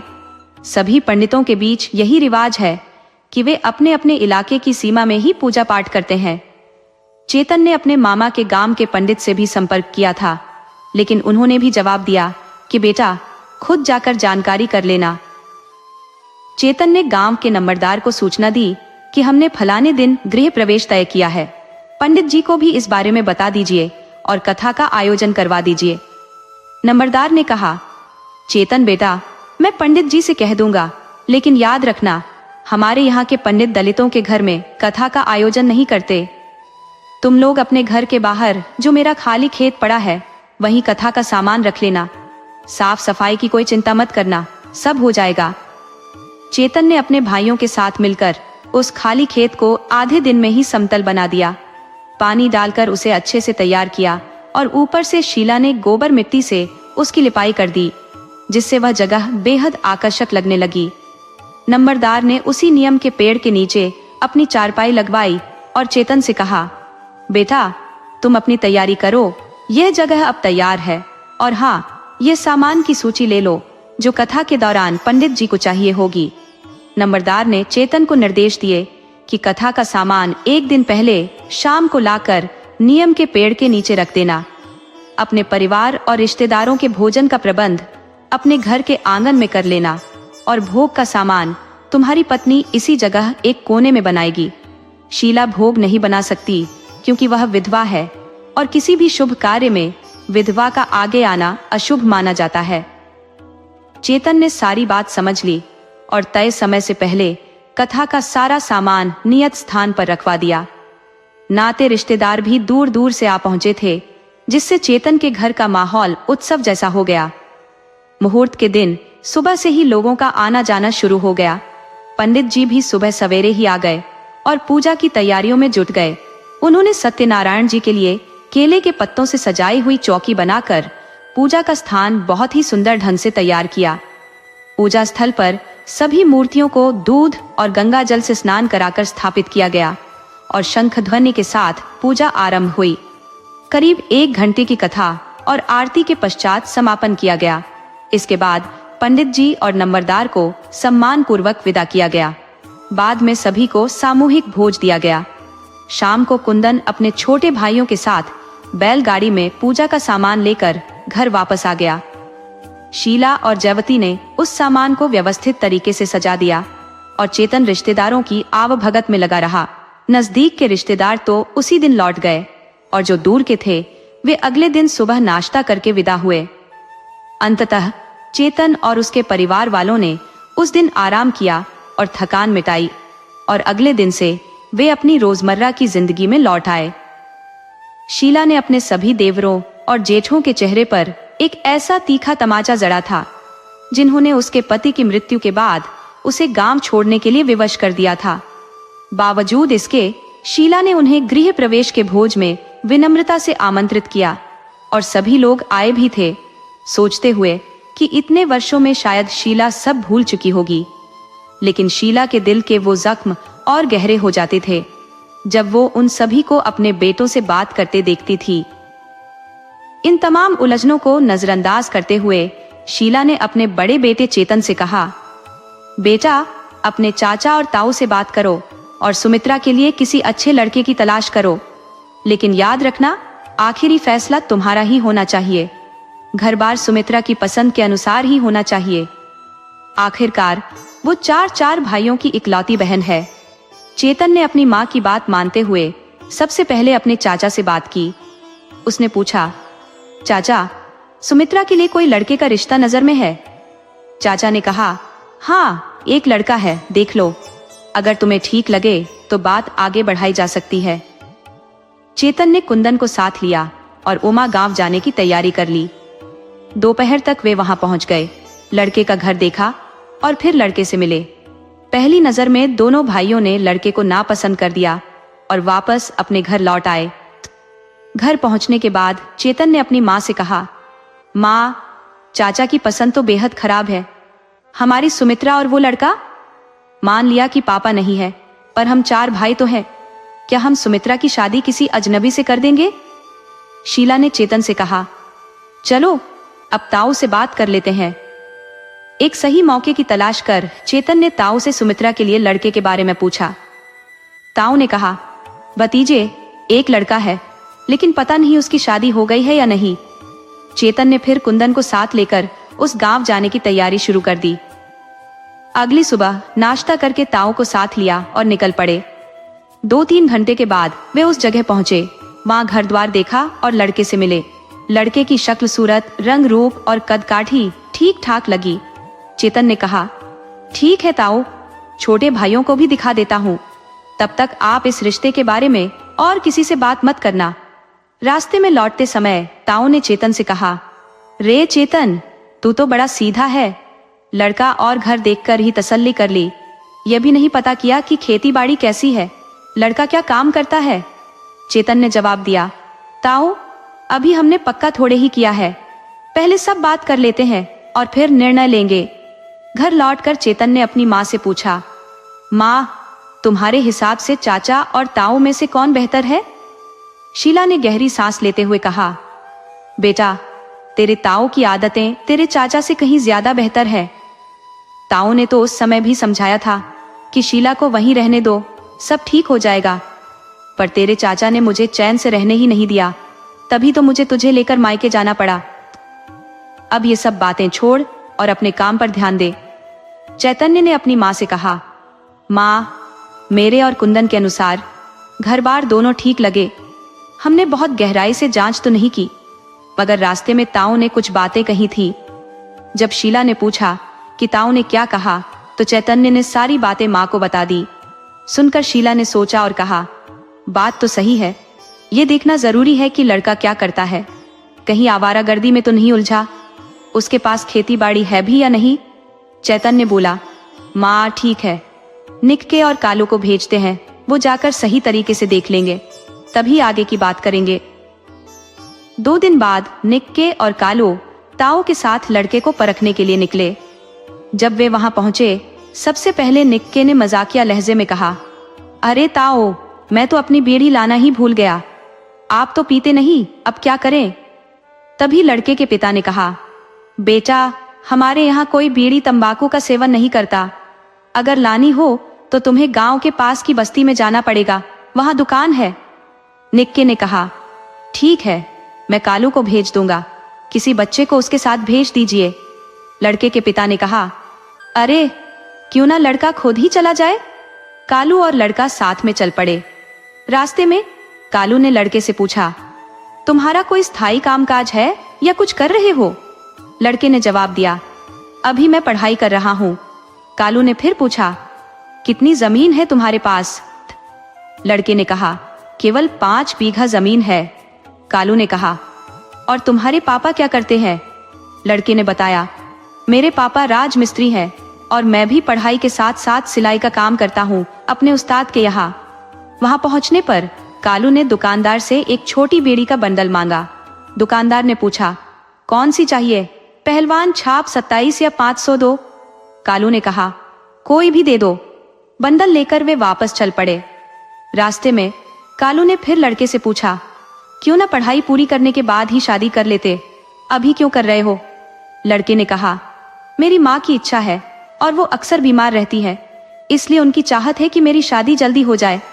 कालू को उसके सारे सवालों के जवाब मिल चुके थे। उसने बीड़ी का बंडल निक्के को दिया और कहा, लो बीड़ी पी लो और चलते हैं। निक्के ने कहा, नहीं नहीं, अब छोड़ो, रास्ते में पी लूंगा, यहाँ धुआं सबको लगेगा। फिर उसने कहा, और कुछ देखने की जरूरत नहीं, बड़े भाई पीछे पड़े थे इसलिए हम आए थे। लड़का और घर बार सब ठीक ही लग रहे हैं, भाई से कह देंगे कि बात पक्की कर लो। असल में ताऊ को इन चारों भाइयों ने कोई भी जानकारी नहीं दी थी। निक्के ने बड़ी चालाकी से मात्र 25 पैसों में सारा काम करवा लिया, यहाँ तक कि ताऊ को भी इसका आभास नहीं हुआ। घर लौटकर ताऊ ने माँ से शिकायती लहजे में कहा, देख शीला, मेरे ऊपर दोष मत मढ़ना, तेरे बेटों में से किसी ने भी घर बार के अलावा और कुछ जानने की कोशिश ही नहीं की। तब चेतन बोला, ताऊ जी, हम आपको इतना तो मानते ही हैं कि आप हमें कोई गलत रास्ता नहीं दिखाओगे। ये सुनकर ताऊ को थोड़ी राहत मिली और वह अपने घर की ओर लौट गया। चेतन ने पूछा, तो बताओ, तुम दोनों ने वहां जाकर क्या देखा? इस पर कालू हंसते हुए बोला, मानिक के भाई तो बड़े कलाकार निकले। वहां पहुंचते ही उन्होंने अपना ड्रामा शुरू कर दिया और निक्के ने तो तुरंत बीड़ी की फरमाइश कर दी। सभी ने हंसते हुए सारी बातें सुनी और घर के लोग खुश हो गए। फिर अपने चाचा, ताऊ और बाकी सगे संबंधियों को साथ लेकर एक दिन लड़के का रिश्ता पक्का कर दिया। सबने तय किया कि जल्दी ही विवाह का आयोजन करके पीली चिट्ठी भेज दी जाएगी। रिश्ता पक्का होने के बाद चेतन नंबरदार के पास गया और कहा, ताऊ जी, हम सुमित्रा का रिश्ता तय कर आए हैं। कृपया पंडित जी से कहकर कोई शुभ मुहूर्त निकलवा दे। नंबरदार ने कहा, और बेटा कुछ और? तब चेतन बोला, हाँ, साथ ही वो पीली चिट्ठी भी बनवा दे और कल से आपके घर का निर्माण कार्य शुरू कर देंगे। सरिया, सीमेंट और बदरपुर की व्यवस्था कर लीजिए। नंबरदार ने कहा, ठीक है चेतन, काम शुरू करो, जो चाहिए मंगवा दूंगा। और हाँ, मैं आज ही विवाह का मुहूर्त निकलवाता हूँ। चेतन ने ये सारी बातें अपनी माँ और भाइयों को बताई। शीला ने सुमित्रा के लिए खरीदारी शुरू कर दी थी। धीरे धीरे शादी की तैयारी करने लगी। उसी समय जिला की बहू जयवती ने आकर कहा, माँ जी, मुझे कुछ अच्छा नहीं लग रहा है, बस उल्टी सी महसूस हो रही है। और इतना कहकर वो उल्टियां करने लगी। शीला घबरा गई और तुरंत उसे गांव के हकीम के पास ले गई। हकीम ने उसकी नब्ज देखकर कहा, शीला, घबराने की कोई बात नहीं है, भगवान तुम्हें खुशियों से नवाज रहा है, संभाल कर रखो ये खुशियां, तुम दादी बनने जा रही हो। ये सुनकर शीला ने भगवान का शुक्रिया अदा किया और अपने स्वर्गीय पति की यादों में खो गई। शीला कभी भी ऐसा कोई मौका हाथ से जाने नहीं देती थी जब उसे अपने स्वर्गीय पति की याद ना आती हो। हर शुभ अवसर पर उनके न रहने की कमी उसे भीतर तक झकझोर देती थी और अक्सर उसकी आंखों में आंसू छलक आते थे। आज जब वह घर आकर अपनी खुशी सभी से साझा करने लगी तो एक बार फिर भावुक हो गई और रोते हुए बोली, चेतन के पापा, देखो अब तुम्हारा चेतन भी पापा बनने वाला है। काश आप यहाँ होते तो हमारी खुशी कितनी और बढ़ जाती। शीला के रोने की आवाज सुनकर अड़ोसन दौड़ी चली आई और जब उसे पूरी बात पता चली तो उसने शीला को दिलासा देते हुए कहा, अरे बहन, जब जिंदगी हमें खुशियों का ढेर देती है तो बीती यादें भी मन में उठ खड़ी होती हैं। पर अब आंसू पोंछ लो और बहू का ख्याल रखो। उसकी सेहत अच्छी रहेगी तो बच्चा भी गर्भ में अच्छी तरह पलेगा। इसके बाद शीला ने सुमित्रा से कहा, बेटी, अपनी भाभी का ध्यान रखना। पहले 1-2 महीने थोड़ी तकलीफ होगी, फिर सब ठीक हो जाएगा। उसे जो पसंद आए वही खिलाना और अगर कुछ बाहर से मंगाना हो तो भाइयों से कहकर मंगवा लेना। मैं तेरी शादी की तैयारियों में लगी हुई हूँ, जल्दी ही तेरी बड़ी बहन को भी बुला लूंगी। विवाह की तारीख तय हो चुकी थी और अब सिर्फ 2 महीने का वक्त बचा था। शीला ने कहा, तुझे भी अब घर में ही रहना होगा, नहीं तो बाहर के कामों में उलझकर चेहरे का रंग फीका पड़ जाएगा, जो अच्छा नहीं लगेगा। उसने जयवती को सख्त हिदायतें दी कि अपनी ख्वाहिशों को मारना मत, जो भी चाहिए बस बता दिया कर। शीला ने समझा तो दिया था, लेकिन मन में अभी भी एक अनजाना डर बना हुआ था। सुमित्रा के बारे में उसका यह विश्वास था कि वह अभी भी एक बच्ची ही तो है। उसे इतनी समझ कहाँ कि खुद से सब संभाल सके। इसीलिए शीला अपनी बहू और सुमित्रा की शादी दोनों कामों पर अपनी पैनी नजर रख रही थी, ताकि कोई भी चीज उसकी निगाह से चूक न जाए। शीला ने अपने पुत्र चेतन से कहा, बेटा, अब तुम्हारे पास 2 जिम्मेदारियां हैं। तुम्हें अपनी पत्नी का ख्याल रखना है और साथ ही साथ सुमित्रा की शादी की भी तैयारियां करनी है। ये कहते हुए उसने भरोसा दिलाया, हम सब तुम्हारे साथ हैं और हर काम में तुम्हारी मदद करेंगे। धीरे धीरे तैयारियां शुरू हो गई। सुमित्रा की शादी का दिन करीब आ गया। सभी रिश्तेदारों को बुलाया गया और बहुत धूमधाम से सुमित्रा का विवाह संपन्न हुआ। शादी के बाद सुमित्रा अपने ससुराल चली गई, जहां परंपरागत फेरे और पग फेरे की रस्में संपन्न हुई। सुमित्रा अब पूरी तरह अपने ससुराल की हो गई और शीला को यह जानकर बहुत संतोष हुआ कि सुमित्रा अपने नए घर में खुश है और किसी भी तरह की कोई समस्या नहीं है। अब शीला की पूरी देखभाल अपनी बहू जयवती पर केंद्रित हो गई। वह पूरे दिन उसकी देखभाल करती, इंश्योरिंग कि उसे किसी प्रकार की कोई तकलीफ ना हो। जब जयवती की गोद भराई की रस्म हुई, उसके पीहर वाले भी आए। इस मौके पर जयवती के पिता ने शीला से बात की और कुंदन के लिए अपनी बेटी श्यामा का विवाह प्रस्ताव रखा। शीला ने संयम से कहा, भाई साहब, अभी कुछ समय और रुकिए। जब जयवती के कोई संतान होगी तब हम इस प्रस्ताव पर विचार करेंगे। फिलहाल हमें जयवती की देखभाल करनी है। जयवती के पिता ने सहमति में सिर हिलाया और कहा, ठीक है बहन जी, जैसी आपकी इच्छा। जब जयवती का बच्चा हो जाएगा तब इस बारे में निर्णय कर लेंगे। वर्षा ऋतु के बाद आषाढ़ के महीने में जयवती ने एक पुत्र को जन्म दिया। जिस दिन यह खुशखबरी आई, आसमान पर काले बादल छाए थे और तेज बारिश हो रही थी। जैसे ही जयवती ने बेटे को जन्म दिया, मूसलाधार बारिश शुरू हो गई। यह देखकर शीला ने बच्चे का नाम मेघसिंह रखने का विचार किया। छठी के दिन उसने सबको बताया कि चेतन के बेटे का नाम मेघसिंह होगा और सभी ने इस बात को सहर्ष स्वीकार किया। छठी पूजन के बाद शीला ने अपने चारों पुत्रों से कहा, मैं अपने पोते के आगमन की खुशी में मोहल्ले वालों और रिश्तेदारों के लिए एक भव्य भोज आयोजित करना चाहती हूँ। सभी बेटों ने सहमति व्यक्त की और आयोजन की तैयारी शुरू कर दी। अब शीला पूरी तन्मयता से प्रतिभोज की तैयारियों में लग गई। उसने पंडित जी से सौभाग्यशाली दिन निकलवाया और उसी के अनुरूप सभी को निमंत्रण भिजवा दिया। इस समारोह में चेतन के ससुराल वाले भी आए, क्योंकि नवजात शिशु के लिए वस्त्र और आभूषण लाना उनकी जिम्मेदारी थी, जिसे पारंपरिक रूप से चौचक कहा जाता है। जब बेटी के घर संतान होती है तब मायके से यह भेंट भेजी जाती है। प्रतिभोज के दिन सभी लोग एकत्रित हुए। इस मौके पर जयवती के पिता ने शीला से कहा, बहन जी, आज का दिन बहुत शुभ है। मैं चाहता हूं कि श्यामा और कुंदन की शादी की बात आज ही पक्की कर दी जाए। शीला ने निश्चिंतता से कहा, भाई साहब, मैंने पहले ही कह दिया था कि मैं अपने वचन से पीछे नहीं हटूंगी। अगर आपको यह उचित लगता है तो मुझे भी कोई आपत्ति नहीं है। पहले चंदन का तिलक करवा दीजिए, फिर कथा का आयोजन करेंगे। इसके बाद भोज होगा और फिर हम शादी के लिए मुहूर्त निकलवाएंगे। यह सुनकर जयवती के पिता बेहद प्रसन्न हो गए और श्यामा का रिश्ता कुंदन से पक्का कर दिया। कथा के आयोजन के बाद प्रसाद वितरित किया गया और फिर सभी ने प्रतिभोज में भाग लिया। 1 महीने बाद चेतन अपने ससुराल पीली चिट्ठी लेकर लौटा, जिसमें लिखा था कि श्यामा और कुंदन की शादी 7 महीने बाद संपन्न होगी। इस खबर से शीला अत्यंत खुश हो गई। उसने चेतन से कहा, ये अच्छा हुआ, हमारे पास 7 महीने का समय है। अब तुम नंबरदार से बात कर लेना और कुंदन की शादी के लिए कुछ पैसे उनसे मांग लेना, ताकि बहू के लिए गहने और वस्त्रों की व्यवस्था की जा सके। समय बीतता गया और सभी ने अपने अपने हिस्से के कामों में जुटकर तैयारियां पूरी कर ली। 7 महीने के बाद शादी का शुभ दिन आ गया। श्यामा के लिए गहने और कपड़े पहले से ही तैयार थे। विवाह के दिन कुंदन की बारात धूमधाम से निकली और 2 दिन बाद श्यामा विवाह की सभी रस्में पूरी कर कुंदन के साथ शीला के घर आ गई। शीला के जीवन में खुशी की बयार चल पड़ी थी, लेकिन समय ने करवट ली। देखते ही देखते जयावती का बेटा मेघसिंह 1 साल का हो गया और तभी अचानक चेतन की तबीयत बिगड़ने लगी। लाखों प्रयासों के बाद भी शीला अपने बड़े बेटे चेतन को बचा नहीं सकी। यह अपार दुख शीला और उसके परिवार पर मानो कहर बनकर टूटा।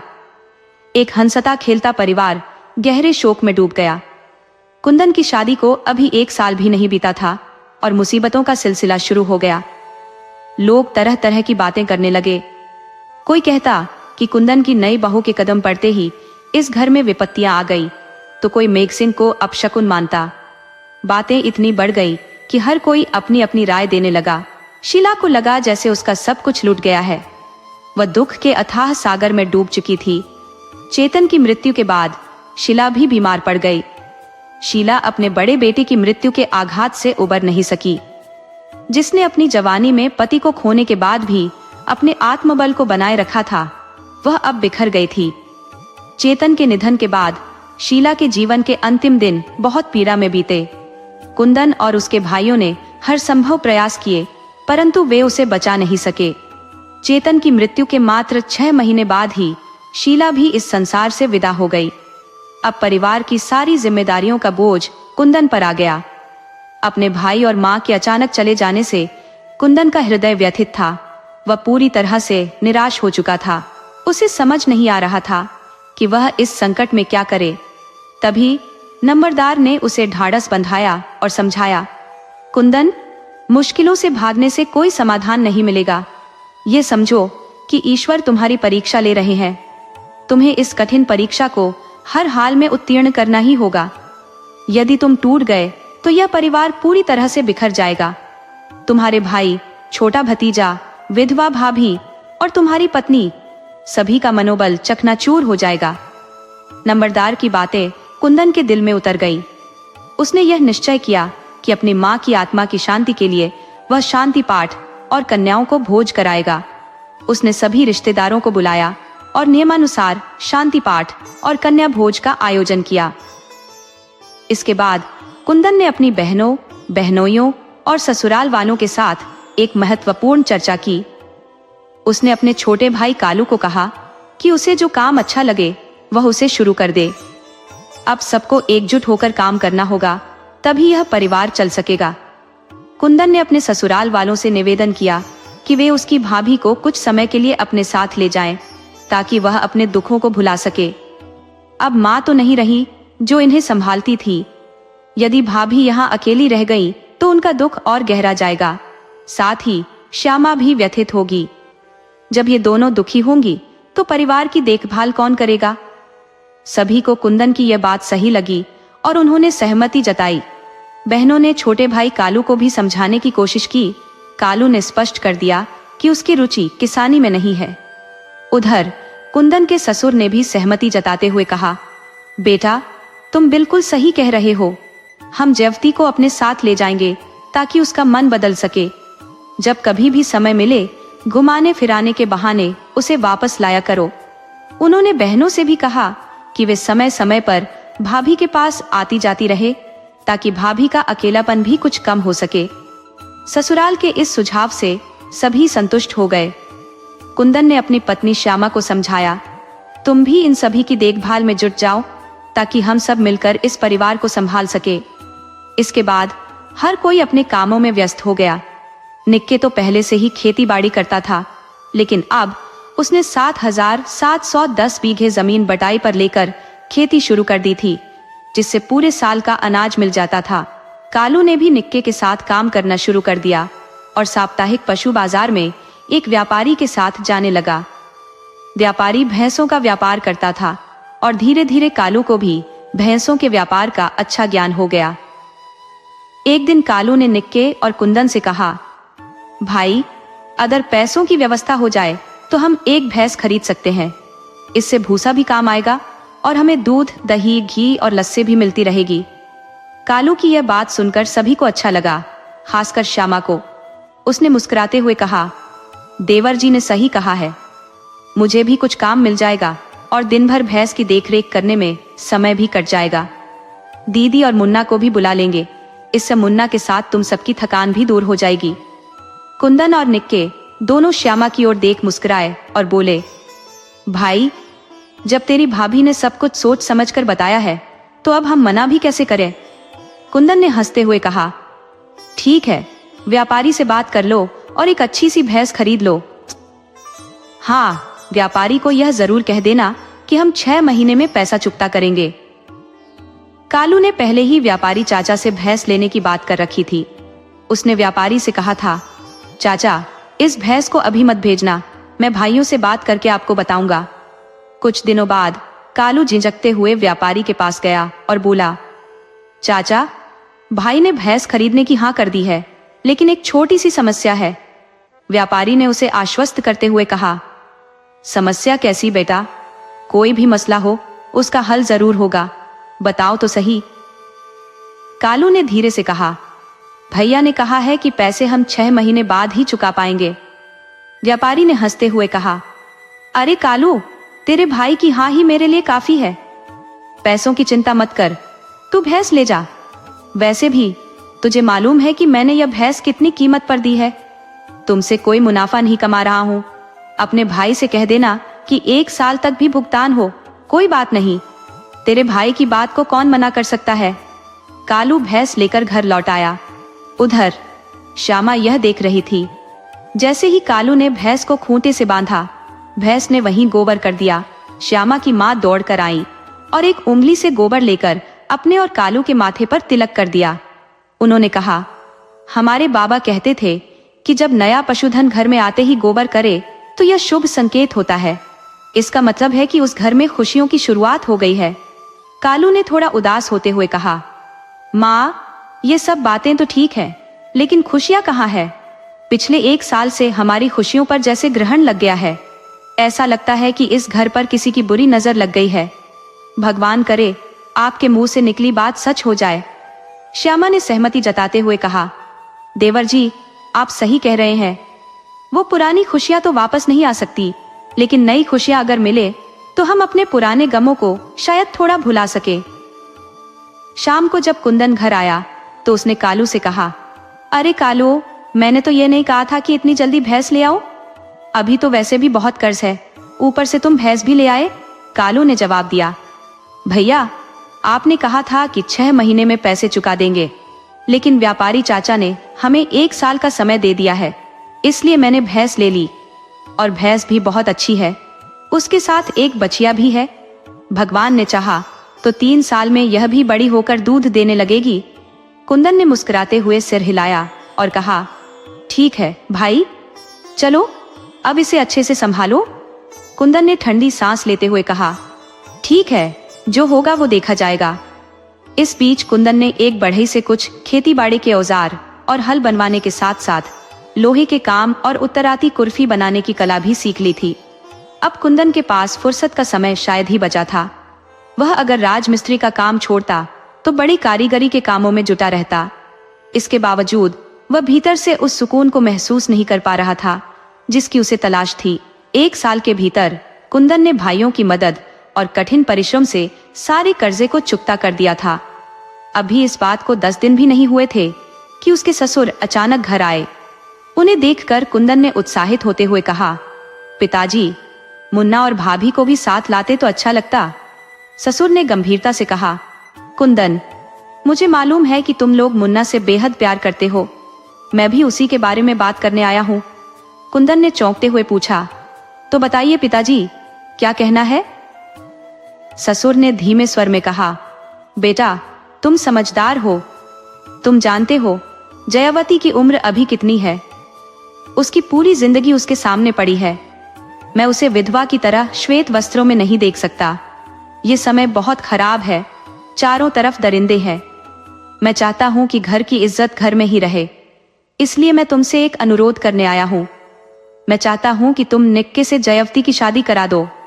अगर ऐसा होगा तो मुन्ना भी तुम सबके साथ रहेगा, वरना वह भी जयवती के साथ चला जाएगा।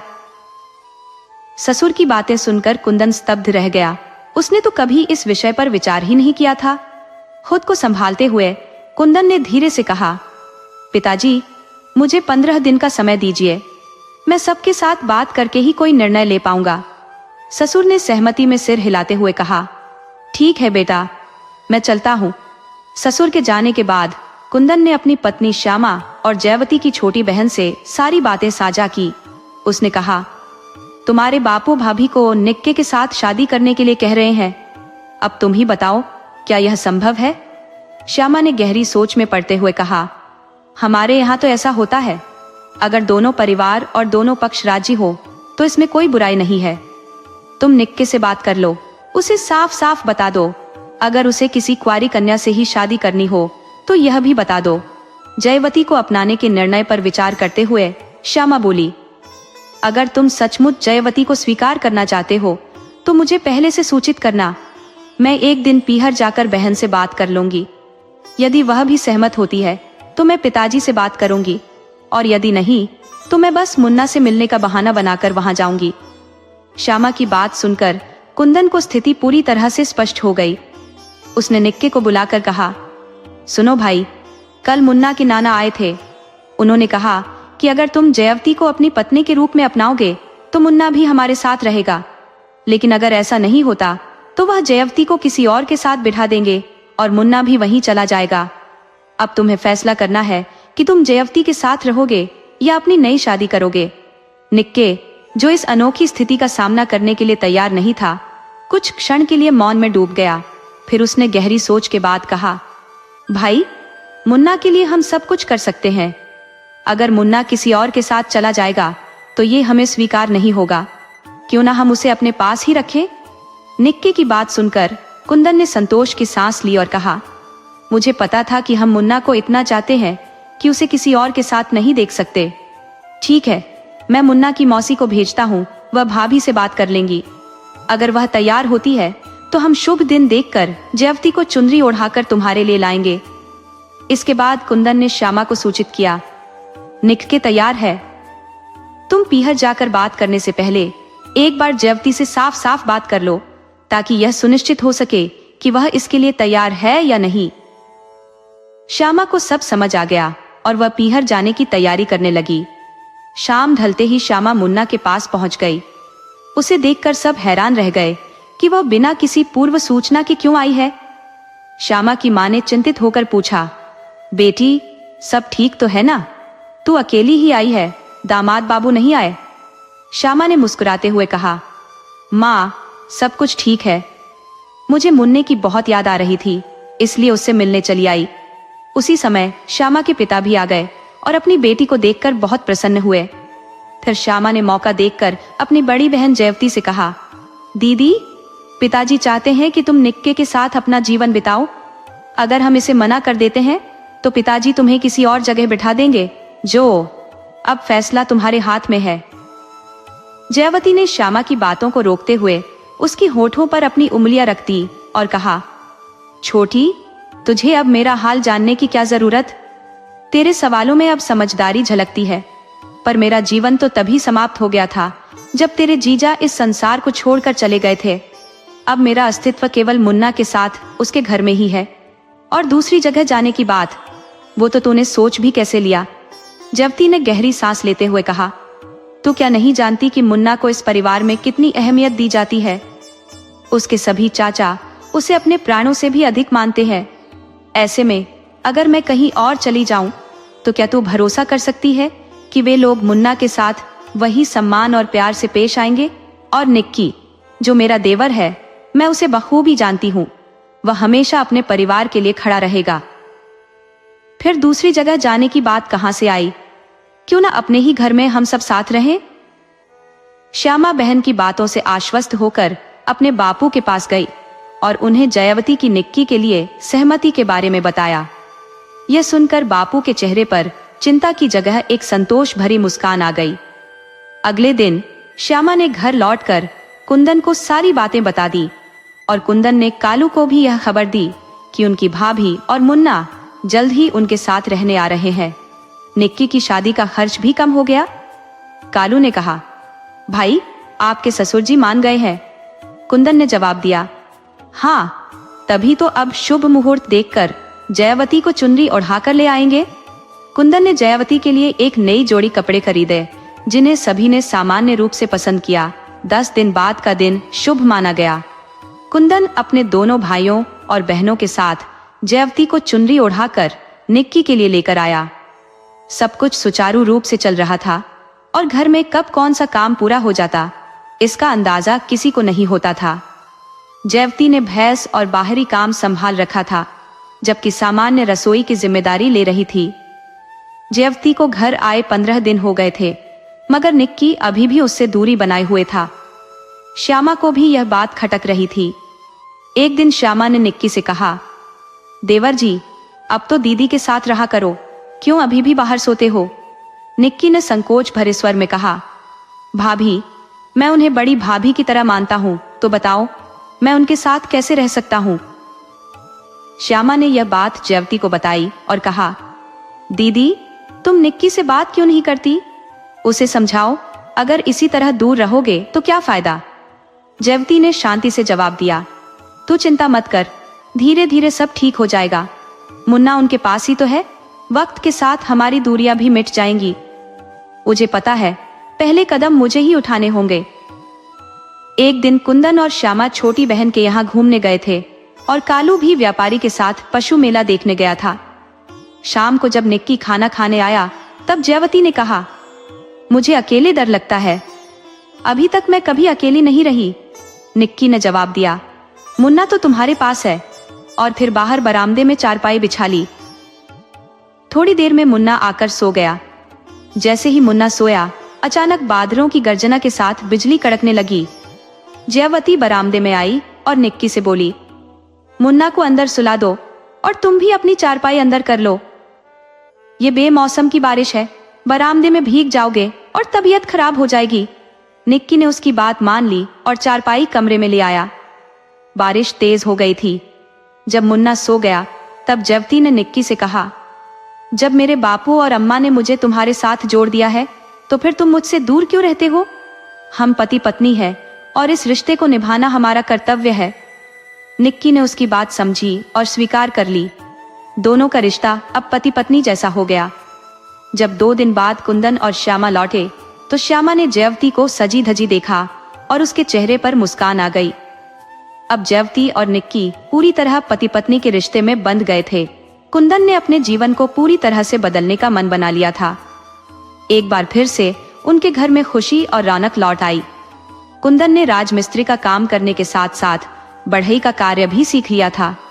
इसके अलावा वह गांव के वैद्य जी से आयुर्वेद की शिक्षा भी ग्रहण करने लगे। कुछ ही समय में कुंदन ने नाड़ी देखकर रोग पहचानने और इलाज का तरीका सीख लिया था। अब केवल व्यावहारिक उपचार की सीख बाकी थी। एक दिन वैद्य जी एक मरीज को देखने के लिए जा रहे थे तो उन्होंने कुंदन को भी साथ चलने को कहा। रास्ते में कुंदन ने कहा, गुरुजी, आज मुझे भरोसा है कि मैं रोगी की नाड़ी देखकर उसकी बीमारी का अनुमान लगा सकता हूँ। जब वे मरीज के घर पहुंचे तो देखा कि मुख्य द्वार के पास अमरूद के पत्ते बिखरे हुए थे। घर के अंदर मरीज पेट दर्द से कराह रहा था। वैद्य जी ने उसका दाहिना हाथ पकड़ा और नाड़ी देखने लगे। इस बीच मरीज के परिवार वाले बेचैन होकर पूछने लगे, वैद्य जी, क्या चिंता की कोई बात है? वैद्य जी ने गंभीर स्वर में कहा, चिंता की बात थी, लेकिन अब जब मैं यहाँ हूँ तो कोई समस्या नहीं है। फिर उन्होंने मरीज से पूछा, तुमने कितने अमरूद खाए? मरीज ने उत्तर दिया, मीठे थे, 2 ही खाए। वैद्य जी ने मुस्कुराते हुए कहा, नमक नहीं लगाया होगा। अगर नमक लगाया होता तो 4 भी खा लेते और कुछ न होता। खैर, अब जो हुआ सो हुआ, गर्म पानी पी लो, आराम आ जाएगा। वैद्य जी ने एक चूर्ण दिया और मरीज ने गर्म पानी के साथ उसे ग्रहण किया। तुरंत ही मरीज को राहत महसूस हुई। वैद्य जी ने उसे 4 पूड़ियां बनाकर दी और कहा, रात सोने से पहले और सुबह खाने के बाद गर्म पानी के साथ लेना। फीस लेकर वे लौटने लगे। रास्ते में कुंदन ने पूछा, गुरुजी, आपने कैसे जाना कि उसने अमरूद खाया है? वैद्य जी ने हंसते हुए उत्तर दिया, रोग की जांच 3 प्रकार से होती है, देखकर, पूछकर और छूकर। मैंने घर के बाहर ताजे अमरूद के पत्ते देखे थे। यह साफ संकेत था कि घर में अमरूद आए हैं और मीठे अमरूद बिना नमक के खा लेने से पेट में दर्द हो सकता है। बाकी मैंने नाड़ी देखकर और पूछकर अपनी पुष्टि की, समझे? कुंदन ने सिर हिलाते हुए कहा, समझ गया गुरुजी। वैद्य जी ने कहा, रोग की पहचान में सूक्ष्म अवलोकन की आवश्यकता होती है। ये गुण धीरे धीरे विकसित होता है। कुंदन ने रात भर इस पर विचार किया और अगली सुबह वह फिर से वैद्य जी के पास पहुंच गया। वैद्य जी ने उसे विस्तार से समझाया और इसके बाद कुंदन का इस क्षेत्र में नाम फैल गया। आसपास के गांवों में उसकी खूब चर्चा होने लगी। कुंदन ने अपने गुरु से एक महत्वपूर्ण शिक्षा ली थी। गरीबों से कभी पैसा नहीं लेना चाहिए। सक्षम व्यक्तियों से अवश्य लेना चाहिए ताकि गरीबों की सहायता की जा सके। उसने यह भी सीखा कि सूदखोरों से मेहनताना और समय की भरपाई के लिए अधिक पैसे लेने चाहिए। कुंदन ने यह संघर्ष जारी रखा और अपने दोनों भाइयों निक्के और कालू को भी संगठित रखा। दोनों भाई किसी भी छोटे से छोटे काम को भी कुंदन से पूछे बिना नहीं करते थे। समय बीतने के साथ जीवन के कटुघाव भी अपने आप भर जाते हैं और यही कुंदन और उसके परिवार के साथ भी हुआ। धीरे धीरे उनके परिवार में सब कुछ सामान्य से भी बेहतर हो गया। अब उनके घर में फिर से खुशियों की बहार लौट आई थी। हालांकि कुंदन के हृदय के किसी कोने में अपने बड़े भाई की मृत्यु का दर्द सदा के लिए गहरे में बैठा हुआ था। वह यह भली भांति जानता था कि जब उसका बड़ा भाई जीवित था तब किसी चिंता की कोई आवश्यकता नहीं थी, क्योंकि वह सब संभाल लेता था। लेकिन अब जब वह खुद परिवार का मुखिया बन गया था तो उसे यह सुनिश्चित करना था कि पूरे परिवार की जिम्मेदारियों को बखूबी निभाए। ये उसके लिए एक विशाल जिम्मेदारी थी जिसे उसने अत्यधिक समर्पण और कुशलता से निभाया। अपने 2 छोटे भाइयों को कुंदन ने एक ही मूल मंत्र दिया, हमें आपस में कभी नहीं लड़ना चाहिए, चाहे कैसी भी परिस्थितियां हों। बाहरी लोग हमारी खुशियों में आग लगाने की कोशिश करेंगे, लेकिन हमें किसी की बातों में नहीं आना है। हमें अपने कर्तव्यों पर डटे रहकर अपने बड़े भाई और माँ के सम्मान की रक्षा के लिए हमेशा तैयार रहना है। कुंदन ने जीवन में जो भी कार्य सीखे थे, उन सब के माध्यम से वह अपने परिवार की समस्त जिम्मेदारियों को बखूबी निभा रहा था। जयवती के आगमन के बाद तो परिवार में और भी खुशहाली छा गई। पूरे परिवार ने जयवती को अपार प्रेम दिया और कुंदन का स्नेह तो कुछ अलग ही स्तर पर था। कुंदन जब भी हाट बाजार जाता, वह हमेशा जयवती के लिए कुछ न कुछ उपहार अवश्य लाता। मुन्ना भी कुंदन के लौटने का बड़े उत्साह से इंतजार करता था। इधर कुंदन के छोटे भाई कालू के लिए भी रिश्ते आने लगे थे। एक दिन कुंदन ने अपनी पत्नी जयवती से इस बारे में चर्चा की। जयवती ने कुछ सोचते हुए कहा, नहीं, कालू के लिए हमारी सगी बहन को नहीं लाएंगे। एक ही घर में 3 सगी बहनों का होना सही नहीं है। कुंदन के साले ने भी इस बात का समर्थन किया और कालू का रिश्ता किसी अन्य लड़की से तय हो गया। अब तीनों भाइयों के घरों में उनकी अपनी अपनी पत्नियां थी और सब कुछ शांतिपूर्वक चल रहा था। लेकिन फिर गांव में भारी बारिश और बाढ़ की वजह से सभी फसलें नष्ट हो गई। सरकार ने राहत सामग्री के रूप में अनाज और कपड़े बांटना शुरू किया। कुंदन को भी तीनों बहुओं के लिए कपड़े मिले। पुरुषों के लिए धोती और कुर्ता का कपड़ा आया, लेकिन कुंदन ने सोचा कि यह साधारण धोती नई बहू को शायद पसंद ना आए, इसलिए उसने बाजार से एक छपी हुई साड़ी खरीद ली और कालू की पत्नी को दे दी। यहीं पर कुंदन से एक बड़ी गलती हो गई। जब जयवती ने यह देखा कि उसकी बहन के लिए छपी हुई साड़ी लाई गई है, तो उसे लगा कि उसके साथ अन्याय हुआ है। वह गुस्से में बोली, क्या हम बूढ़ी हो गए हैं जो हमें सफेद किनारे वाली धोती पहनने को दी जा रही है? मैं यह साधारण धोती नहीं पहनूंगी, मुझे भी छपी हुई साड़ी चाहिए। कुंदन की छोटी बहन ने जयवती को समझाने की कोशिश की। बुढ़िया तो नहीं, लेकिन घर पर पहनने में क्या हर्ज है, हम इसे रंगवा देंगे और यह सुंदर हो जाएगी। लेकिन जयवती का गुस्सा और बढ़ गया। उसने स्पष्ट कह दिया, मैं यह धोती नहीं पहनूंगी। अगर मुझे भी वही छपी हुई धोती नहीं मिली तो मैं इसे पहनने से इनकार करती हूँ। कुंदन ने पहली बार जयवती का यह क्रोधमय रूप देखा, जिससे वह गहन विचार में डूब गया।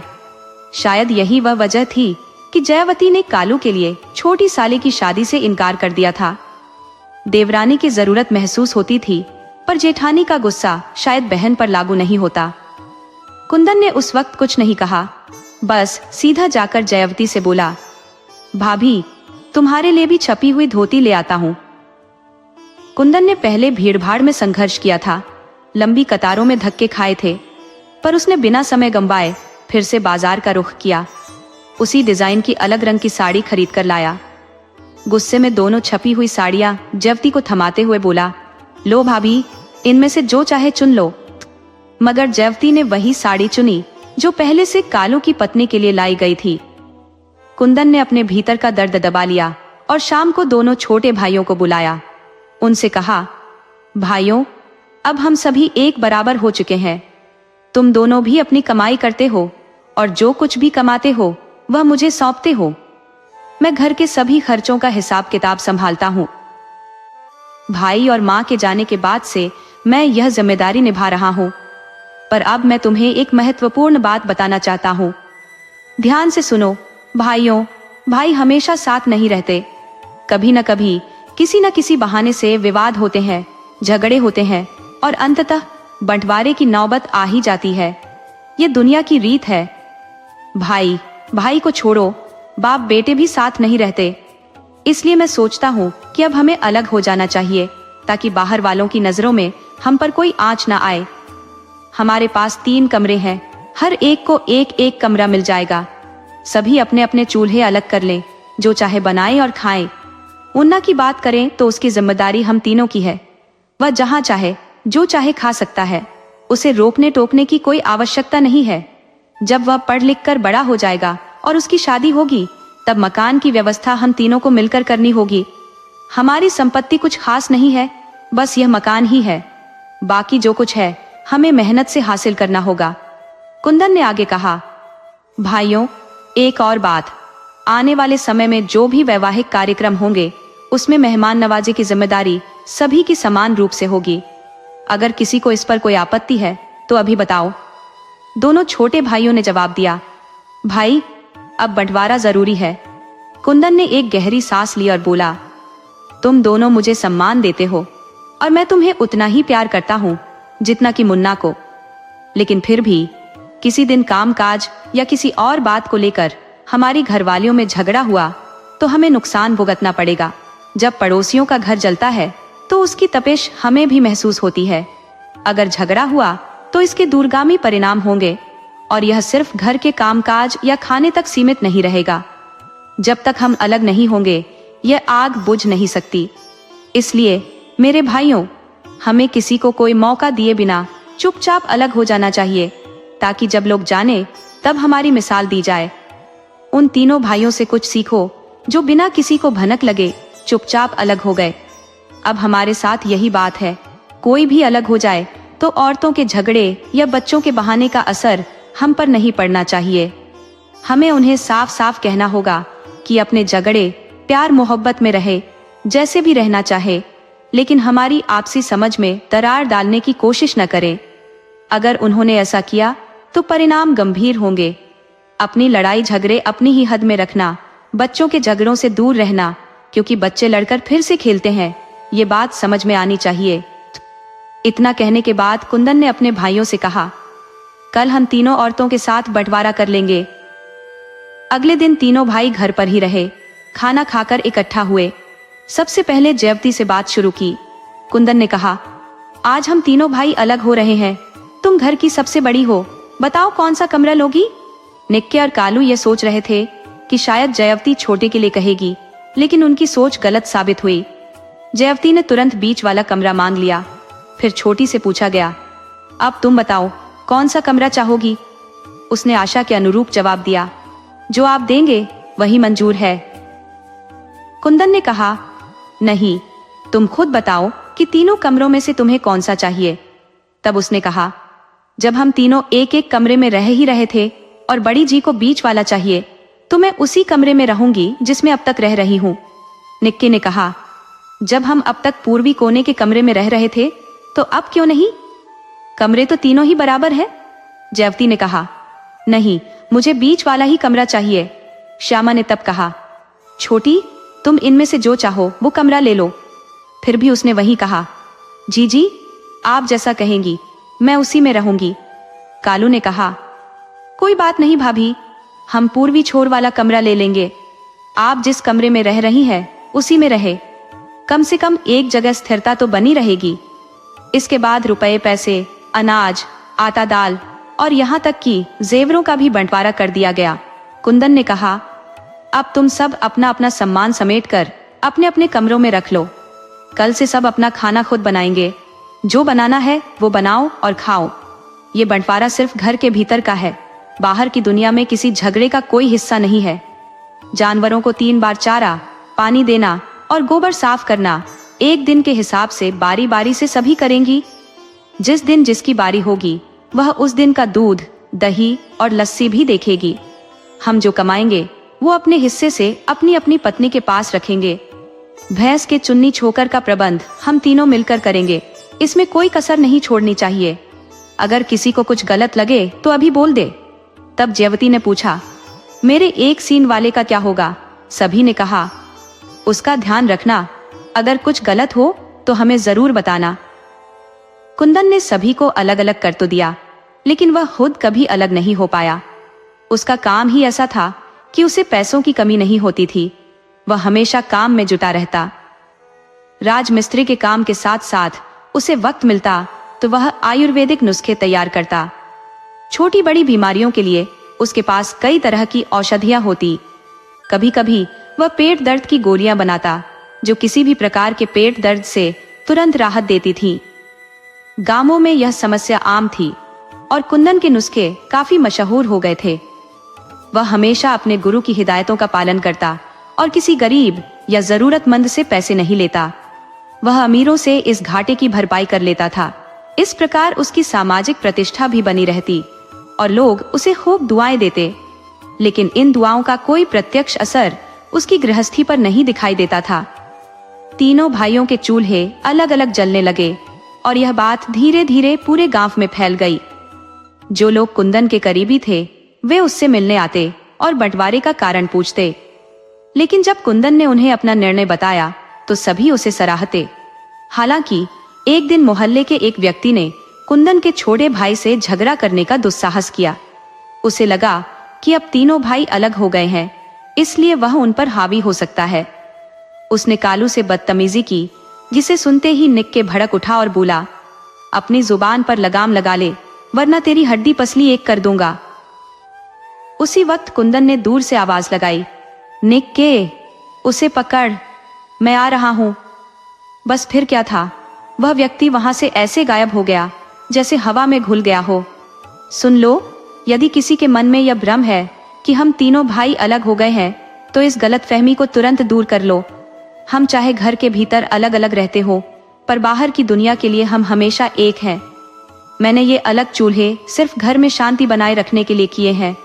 बाहरी लोगों के लिए हम आज भी एक हैं और हमेशा रहेंगे। अगर भरोसा न हो तो दीना से पूछ लेना, जो अभी अभी अपनी जान बचाकर भागा है। उसे छठी का दूध याद दिला देते, पर मैंने उसे छोड़ दिया। पर चेतावनी है, आगे से कोई ऐसी गलती मत करना, वरना हम उसे उसके घर में घुसकर सबक सिखाएंगे। लोग जो कुंदन के शुभचिंतक थे, दीना को समझाने लगे कि अच्छा हुआ समय रहते भाग गया, वरना कालू से टकराकर सही सलामत वापस नहीं आता। कुंदन और निक्के को कालू से बेहद लगाव था, लेकिन कुंदन ने घर की महिलाओं के झगड़े से तंग आकर चूल्हे अलग कर दिए थे ताकि शांति बनी रहे। महिलाओं का झगड़ा घर का चयन भंग कर रहा था, इसलिए कुंदन ने यह फैसला लिया कि सभी अपना खाना अलग अलग बनाएंगी। इसके बाद भी कुंदन की गृहस्थी सुखी नहीं हो पाई। कई वर्षों के बाद कुंदन के घर एक बेटा पैदा हुआ, लेकिन वह 5 दिन बाद ही दुनिया से चला गया। जयवती ने बताया कि उसे जरौली हो गई थी। कुंदन ने गुस्से में कहा, जब उसकी तबीयत खराब थी तो मुझे क्यों नहीं बताया? अगली बार उसने पत्नी को साफ हिदायत दी कि किसी भी बात को मुझसे छिपाना मत। मैं कालू की पत्नी को कह दूंगा, तुम उसे सब बता देना और मुन्ना को भी सूचित करना। लेकिन कुंदन का दुर्भाग्य पीछा नहीं छोड़ रहा था। उसका दूसरा बेटा भी बीमारी के कारण चल बसा और उसकी मौत रहस्यमयी बनी रही। अब कुंदन ने तय कर लिया कि अगली बार वह किसी और को नहीं बुलाएगा। वह सुमित्रा को घर ले आएगा ताकि वह उसकी पत्नी के साथ रहे। लेकिन किस्मत की मार से पहले ही कुंदन की छोटी बहन एक बीमारी की चपेट में आकर इस दुनिया को अलविदा कह गई। इस हादसे ने कुंदन और उसके भाइयों को भीतर तक हिलाकर रख दिया।